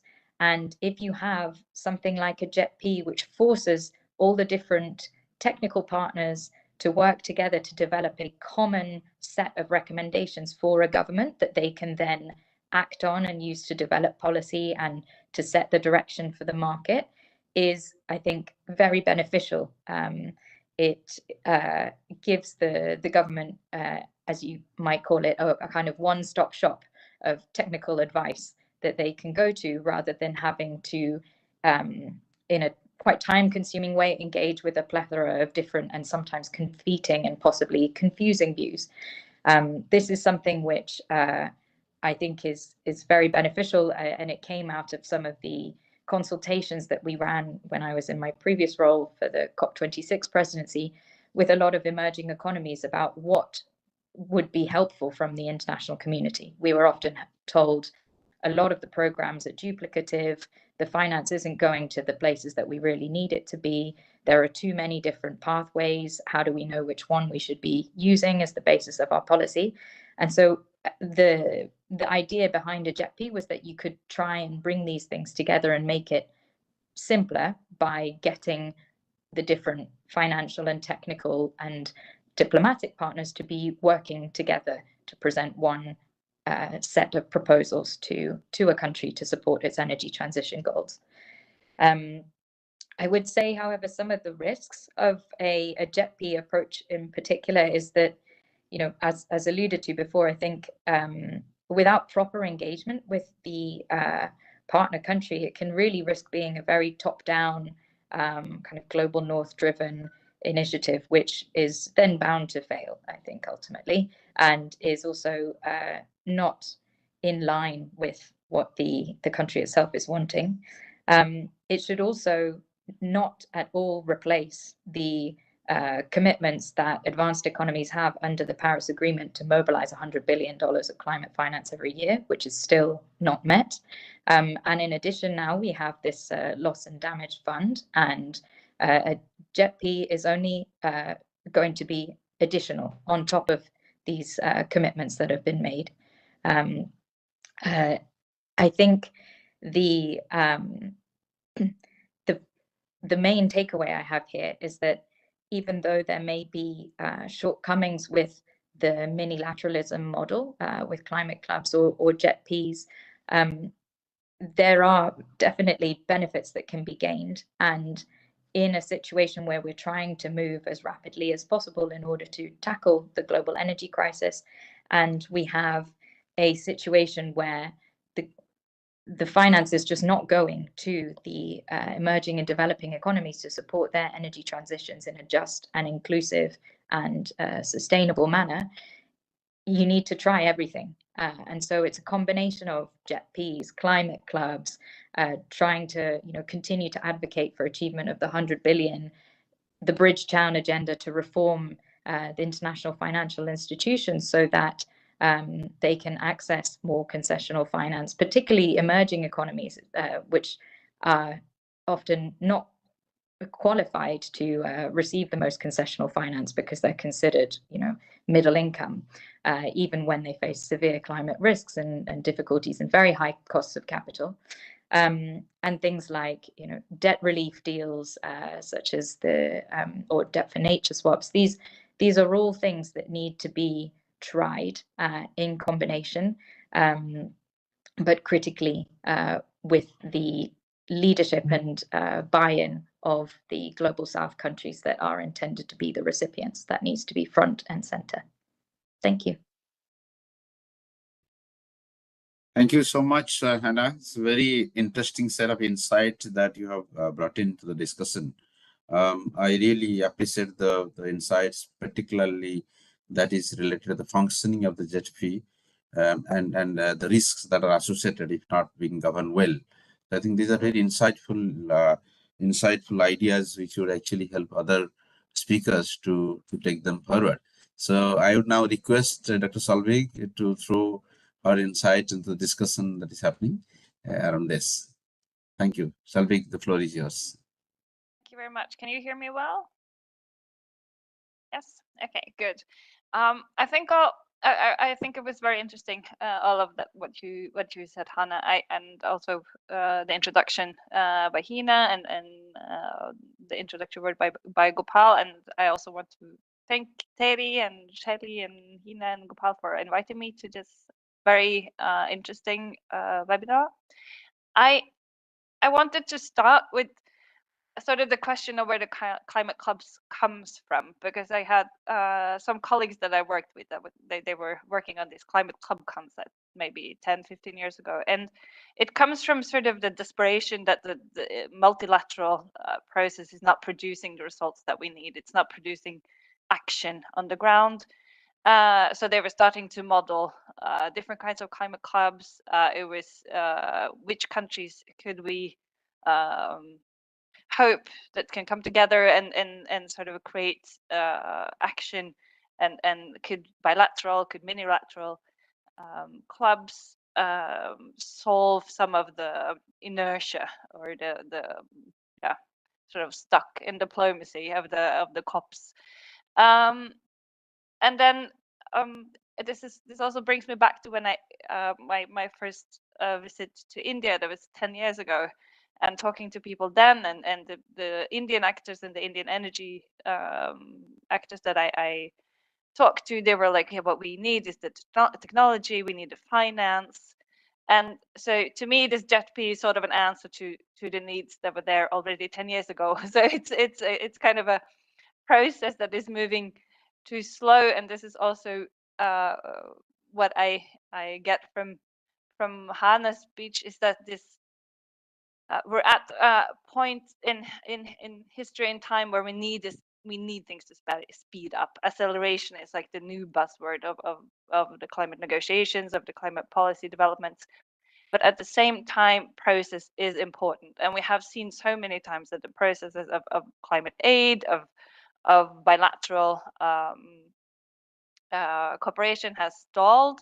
I worked on the RED Plus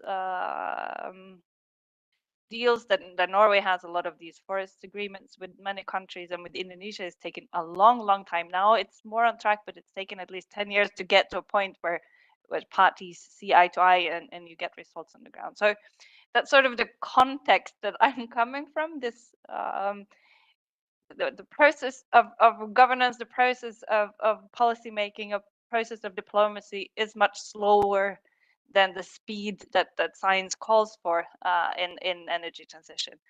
I think also Hannah touched on the issue of trust between the global north and the global south. Been sort of maybe one of the main hampering of the global multilateral process, that you have a global north that is very fixed on emissions, on mitigation, on numbers. What can be counted and what can be counted is, of course, emissions and finance.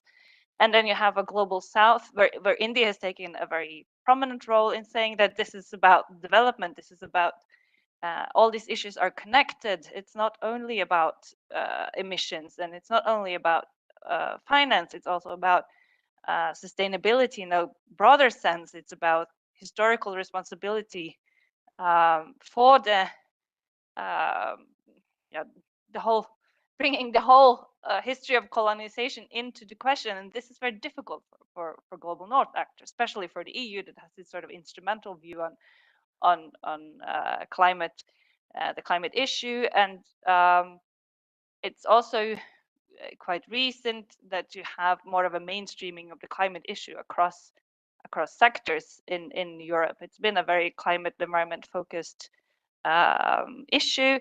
So all the diplomatic and technical expertise from other sectors have not been brought into the processes of finding climate solutions sufficiently. That's at least how I see it. But I think what is both the benefit and the difficulty with initiatives like JETP is the benefit is a clear focus on what needs to be done. So you have the experts on the technology, you have the experts from both sides. You can draw on expertise in the countries, like Hannah says you've done in South Africa and also in Indonesia. And I think one of the main things that JETP partnerships need to recognize is the expertise that are already in the countries, and the national, that know the national context and how that can be brought in, and then you can of course get access to the finance that's needed, that's lacking. But on the other hand, this very technical and economic focus misses the process, misses the broader need to bring in a larger perspective. And you know, this around renewable energy, there's the issues of land conflict, issues of inequality that are already there, both globally and in all countries. So the power relations get lost from the picture, and in that way, JETP builds on the existing power relations and on existing inequalities, and it doesn't really provide or want to provide a transformation or a transition in structures. It's building on the structures and within the structures. So it's not changing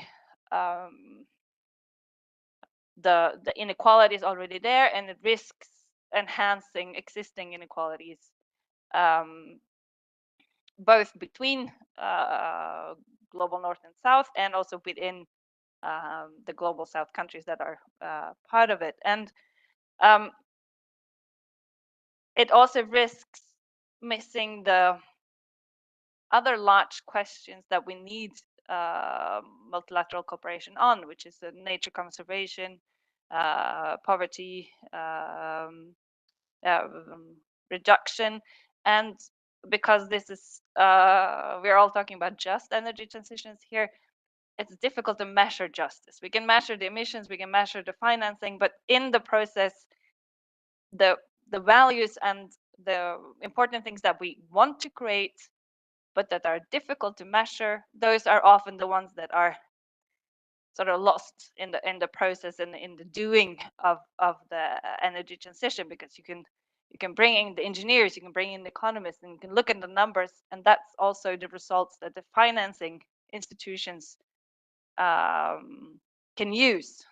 They can't use information on justice in the same way because it can't be quantified, it can't be reported on in the same manner.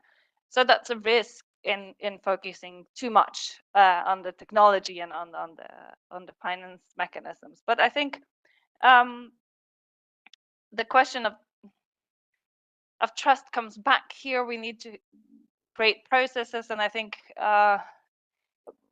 what's been important for JETP is to bring in people. I know that this can also have the pros and cons. In Vietnam, they brought in a lot of NGOs and environmentalists, and some of these people that were crucial in the initial JETP discussions in Vietnam are now targeted by the government. Some of them are in jail. So it's this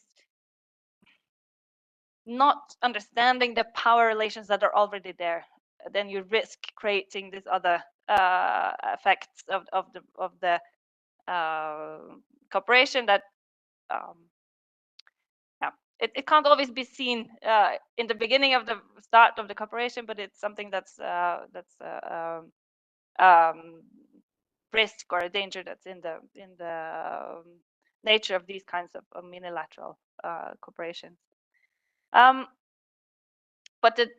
I think the unilaterals like JETP still have a role in overcoming the inertia of the COPs. I hope that we can see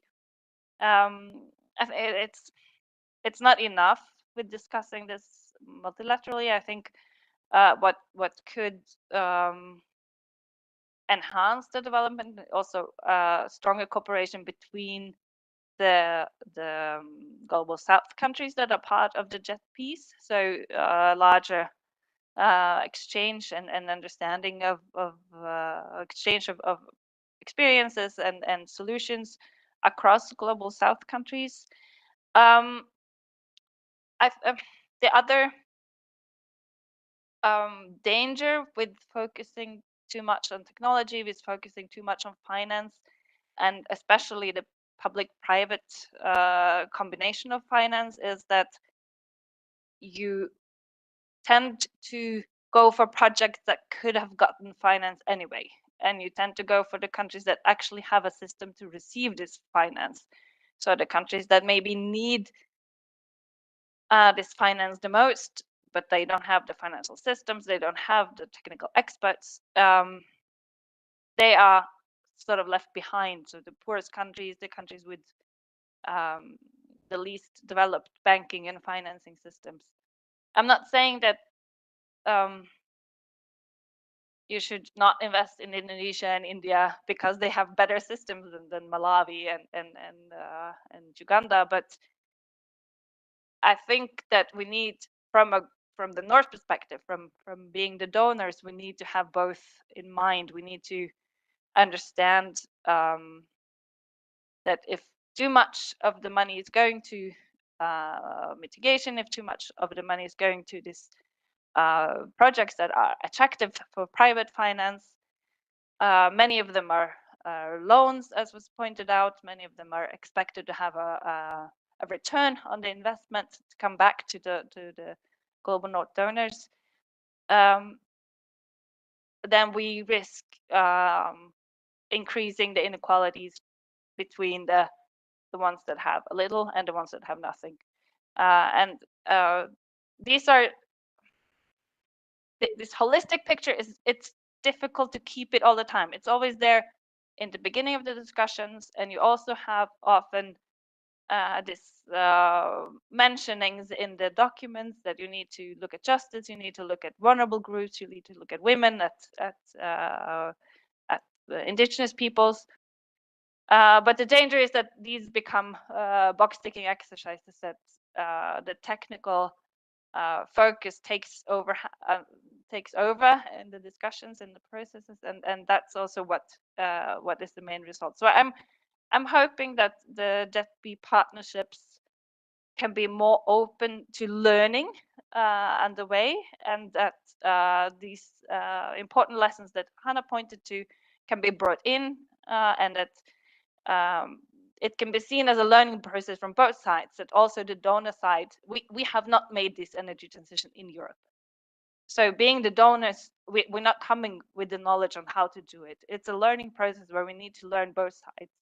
And I think that can, seeing it as a process, not as a fixed project where we know what to do, I think that could help in maybe mitigating some of the risks that also Hannah pointed to. I think I'll stop there. Thank you, Gopal. Thank you. Thank you so much, Salve. I think these are very insightful reflections on the issues that are revolving around JETFI, particularly the risks associated with the overemphasis on the finance and technology may need to create, may deliver, and may lead to certain kind of other inequality at different scales, particularly local scale.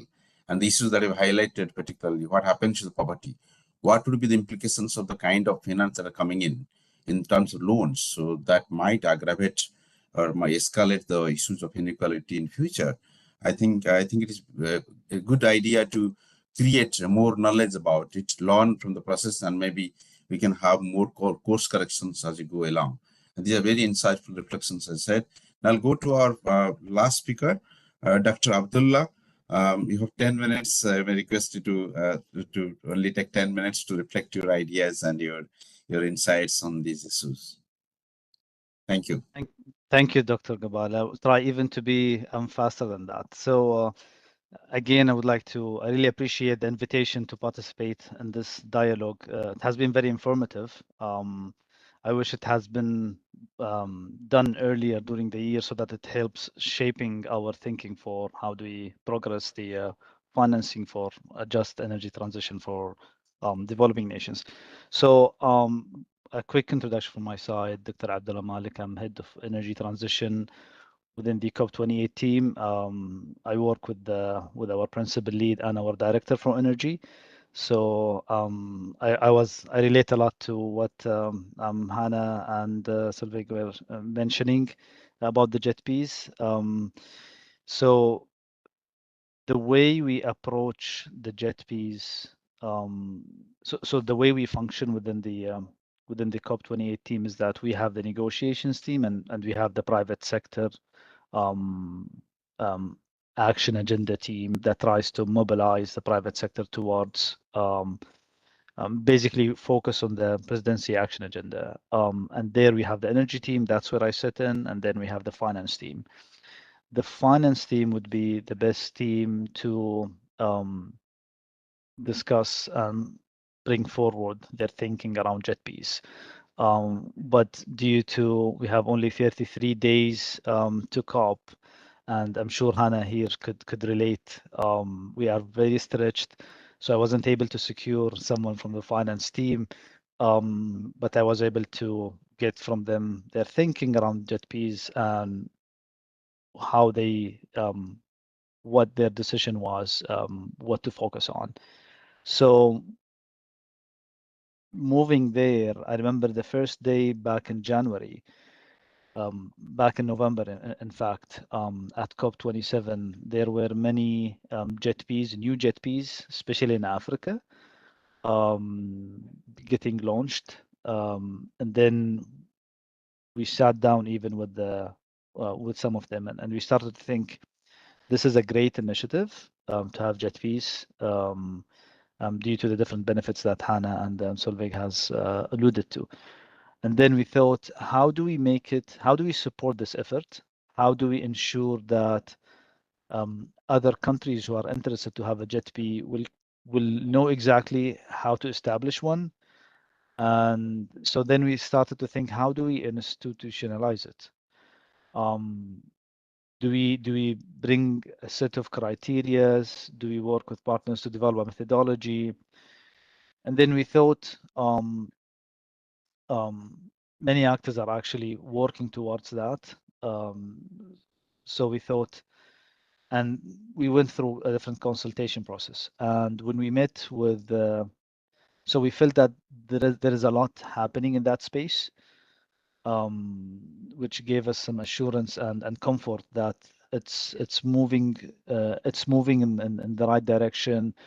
There are some other pieces of the puzzle that could be also focused on, which is so for us, the JETP is like kind of start with the strategic planning for a country, bringing in the technology, the diplomacy, and the finances to discuss together and set a holistic plan that does not miss, to the point mentioned earlier, the strategic angle to it in terms of lifting poverty and ensuring there is a just aspect of the transition. At the same time, we notice there is a lot of interest from the private sector to invest today. And since we are getting closer to the 2030 year, these investors were eager to find a platform that they will just come in and invest. So we thought, how about, and we thought there is, especially for Africa, it has a special circumstance. So we thought, let's focus on Africa. And that's where we actually thought about complementing the JETP effort that's we think about as top-down, to come with a bottom-up approach, focusing on different projects, at the same time working with complementing basically the JETP effort. So that's when we, if I can share my slides here.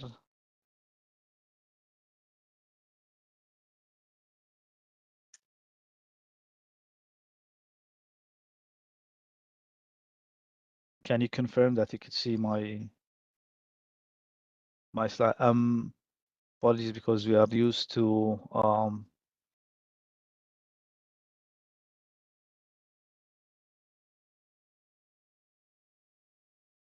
okay, because you are used to the Teams platform, so there is some technical learning that I have to do here.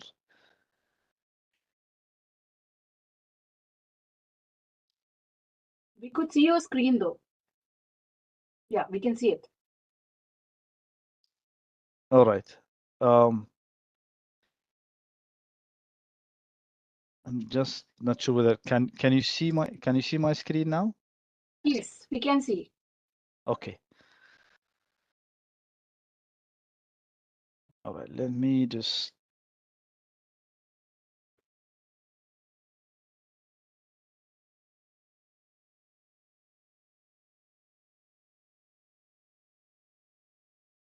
Okay.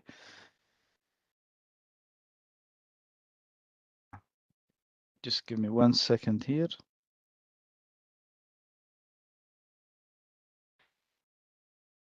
So so what we notice is that for Africa in particular, there's a lot of green energy potential, and in many ways, it's one of the greatest in the world. And at the same time, there's a lot of renewable energy potential, but at the same time, we also have critical minerals that being exported from Africa to the rest of the world. So when it comes to the generation, as well as the manufacturing resources for manufacturing solar and renewable equipment is actually vast. So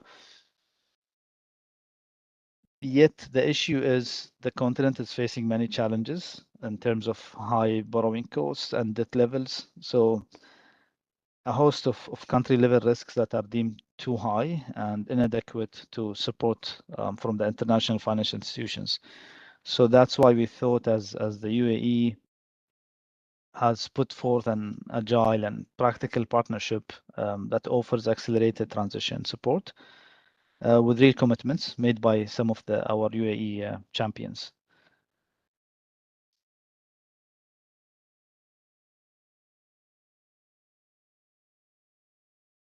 So what we have thought about is to create this Africa Green Investment Initiative to bring together 4.5 billion of public, private, and development capital from Abu Dhabi Fund for Development, as well as Ittihad Credit Insurance, Masdar, and the AMEA Power to work with Africa's governments to help them deliver priority projects that will total 15 gigawatts of clean power in Africa by 2030, and that's the time frame that we are focusing on.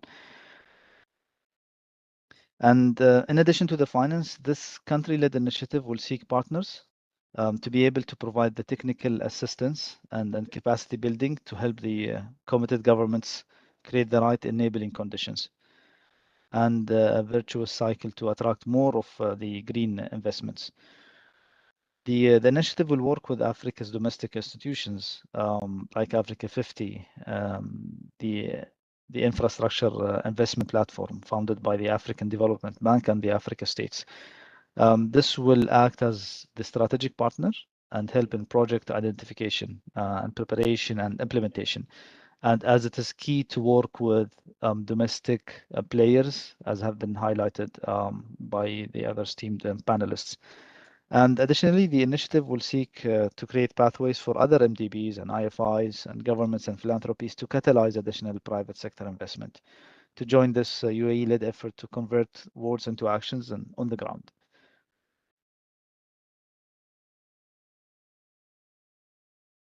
And I promise to keep this short, so this is my last slide. The initiative will consist of two parallel and mutually enforcing work streams. We aim to focus on delivering transformational projects. Our anchor partners will provide project development and finance, but we will also seek to mobilize other sources, including international domestic financiers, providers of risk mitigation and grant capital, for instance. And number two would be tackling project level and systematic issues at the same time. We will work with the governments to help put in place the right policy and regulatory framework, provide technical assistance and capacity building in cooperation with other partners when and as needed. And we will work with partners on the ground to support governments in its efforts to deliver projects. We will create the partnership with key stakeholders to tackle systematic issues such as currency risk, off-taker creditworthiness risk, and put forward innovative solutions. So we see this as a complementing effort to the JETP initiative that has been launched since the COP26. Thank you. Thank you so much, Dr. Abdullah. You have brought very clearly the functional issues associated with implementing JETP from a bottom-up perspective, while the other two speakers have spoken about from top-down, of course. Hannah spoke about how it actually gets operationalized through her experience in COP26. I think the very insightful talks by all of you. I think they have brought a lot of issues around JETP and particularly related to the risk associated with the JETP and the future course of action that JETP might take in future. We have around 10-12 minutes for taking some questions from the audience. We'll take some questions which are already there in the Q&A box. I would like to start with the last one. To any just transition shall also mean reduced energy consumption. So what is happening around that? It's more like, I mean, it's more like a sectoral or implementation mode of a question. And anybody would like to reflect on that? Any speaker like to reflect on that? I repeat the question. To any just transition shall also mean reduced energy consumption. So what is happening around that? Is there any reflection on that?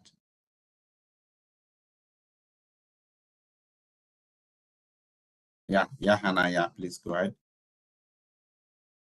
Thank you, Gopal. So yes, as part of a clean energy transition and for us to stay within safe limits of global warming, there will need to be an element of reducing energy consumption or more efficiency in energy consumption. So one thing that the IEA has modeled in its recent update of its roadmap to 2050 net zero emissions for the world is a key step will be doubling the rate of energy efficiency globally.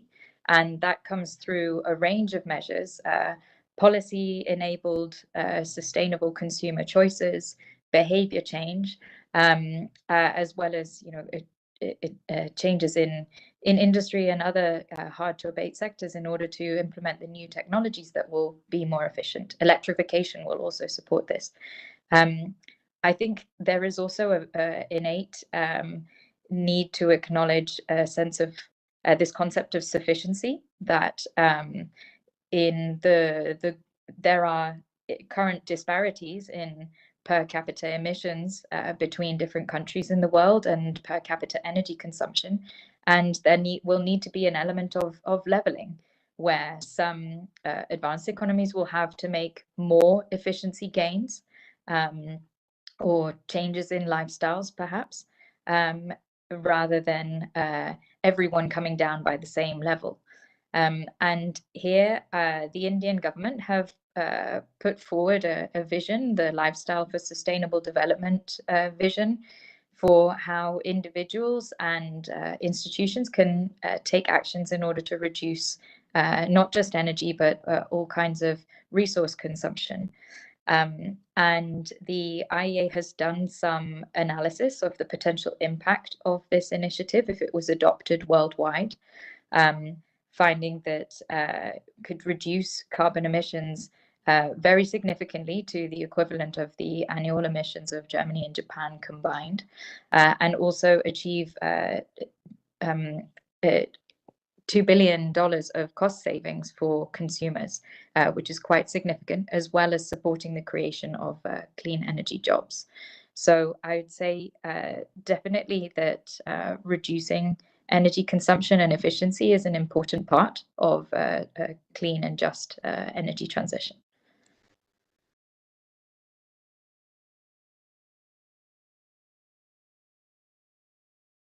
I think Dr. Gopal. Yeah, Salva, yeah, you'd like to reflect on that? Yeah, I think Hannah touched upon something that's very important, and I think few disagree with that. We need to reduce energy consumption and energy intensity. So we energy saving, energy efficiency.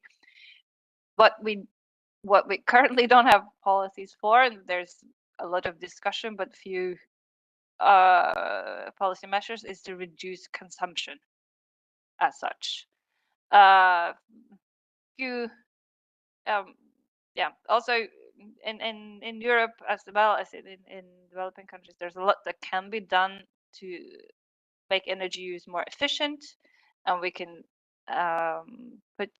use electricity, so clean energy for more things. There's hydrogen. There are lots of things that we also need to do, but the big issue on to consume less, to travel less, it's not really a very popular political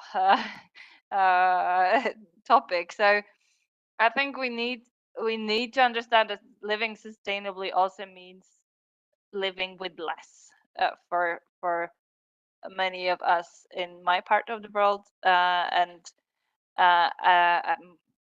a quite substantial redistribution of resources.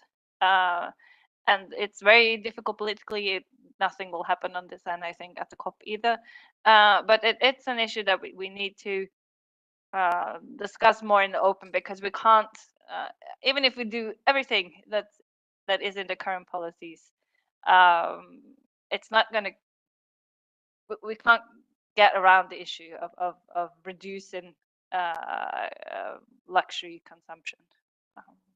I don't have an answer to it, but it's a big question that needs to be discussed as well. Thank you. Thank you so much, Selvi. Yes, Dr. Abdullah. Thank you. We definitely agree on the need for more efficient energy use. At the same time, there is a need to reduce the use of energy if it is overconsumed, and to have it more balanced. But to the point that has been highlighted by Solveig, that it's not a popular and common topic to be addressed, and there are certain things that you could focus on for the time being, so that you could deliver a meaningful outcome at COP28 from the presidency point of view. So we decided to focus on the energy efficiency, which is key lever to actually reduce emissions by 2030 and beyond. So in partnership with the European Commission and the IEA and IRENA and others, we are calling for a pledge that to triple renewables by 2030, as well as doubling energy efficiency by that same time frame. And we are hoping that this will help us get back on track. I won't say it will get us, but it will help us. It will contribute to getting us back on track of the 1.5 degrees pathway by 2050. So we are complementing this effort with a call for accelerating the emissions reduction. But to the question raised here, yes, we think energy efficiency is key. Doubling it by 2030, we are hoping that countries will join and sign up to this pledge at COP28.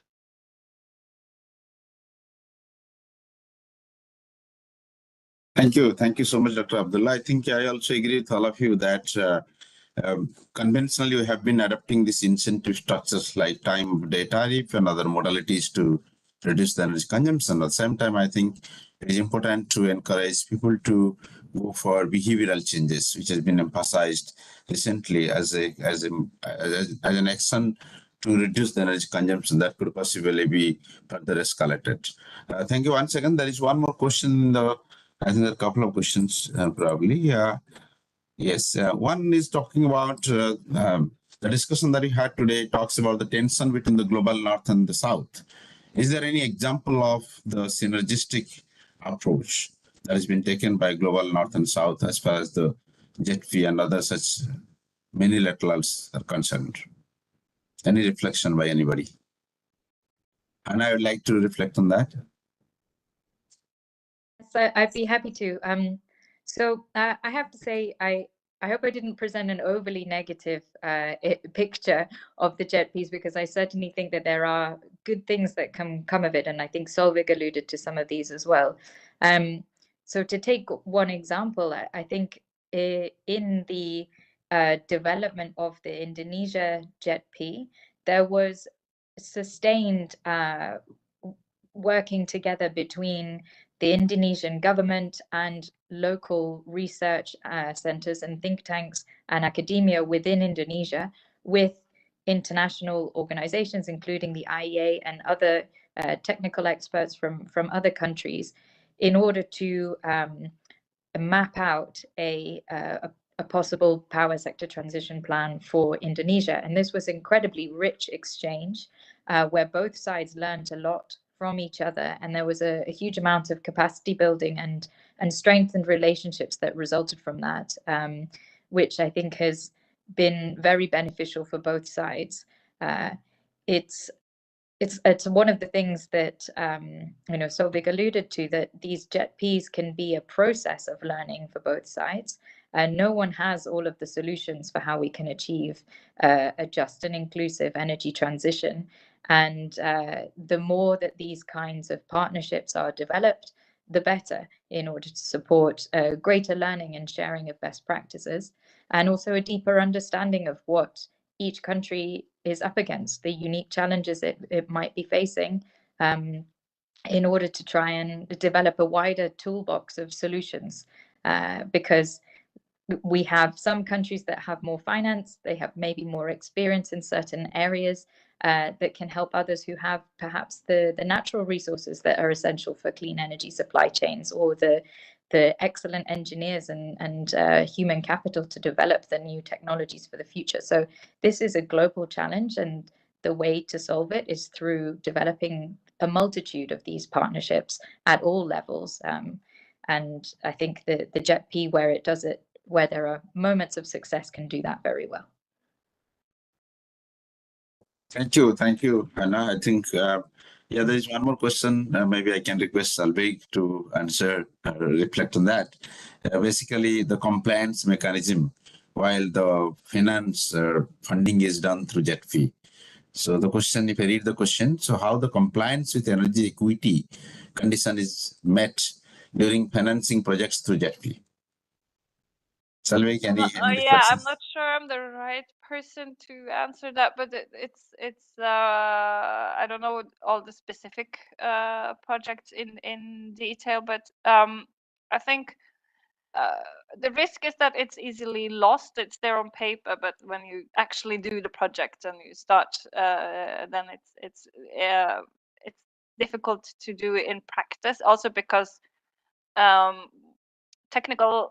many technical experts are excellent technical experts, but they're not necessarily equity experts. So the merger of these kinds of knowledge that have operated in different camps can be difficult in a single project. But I think, as Hannah said, these are processes of learning, and I think the only way to ensure it's complied is to have a recurring evaluation of the project and actually talk to the people that are affected and make a proper, make local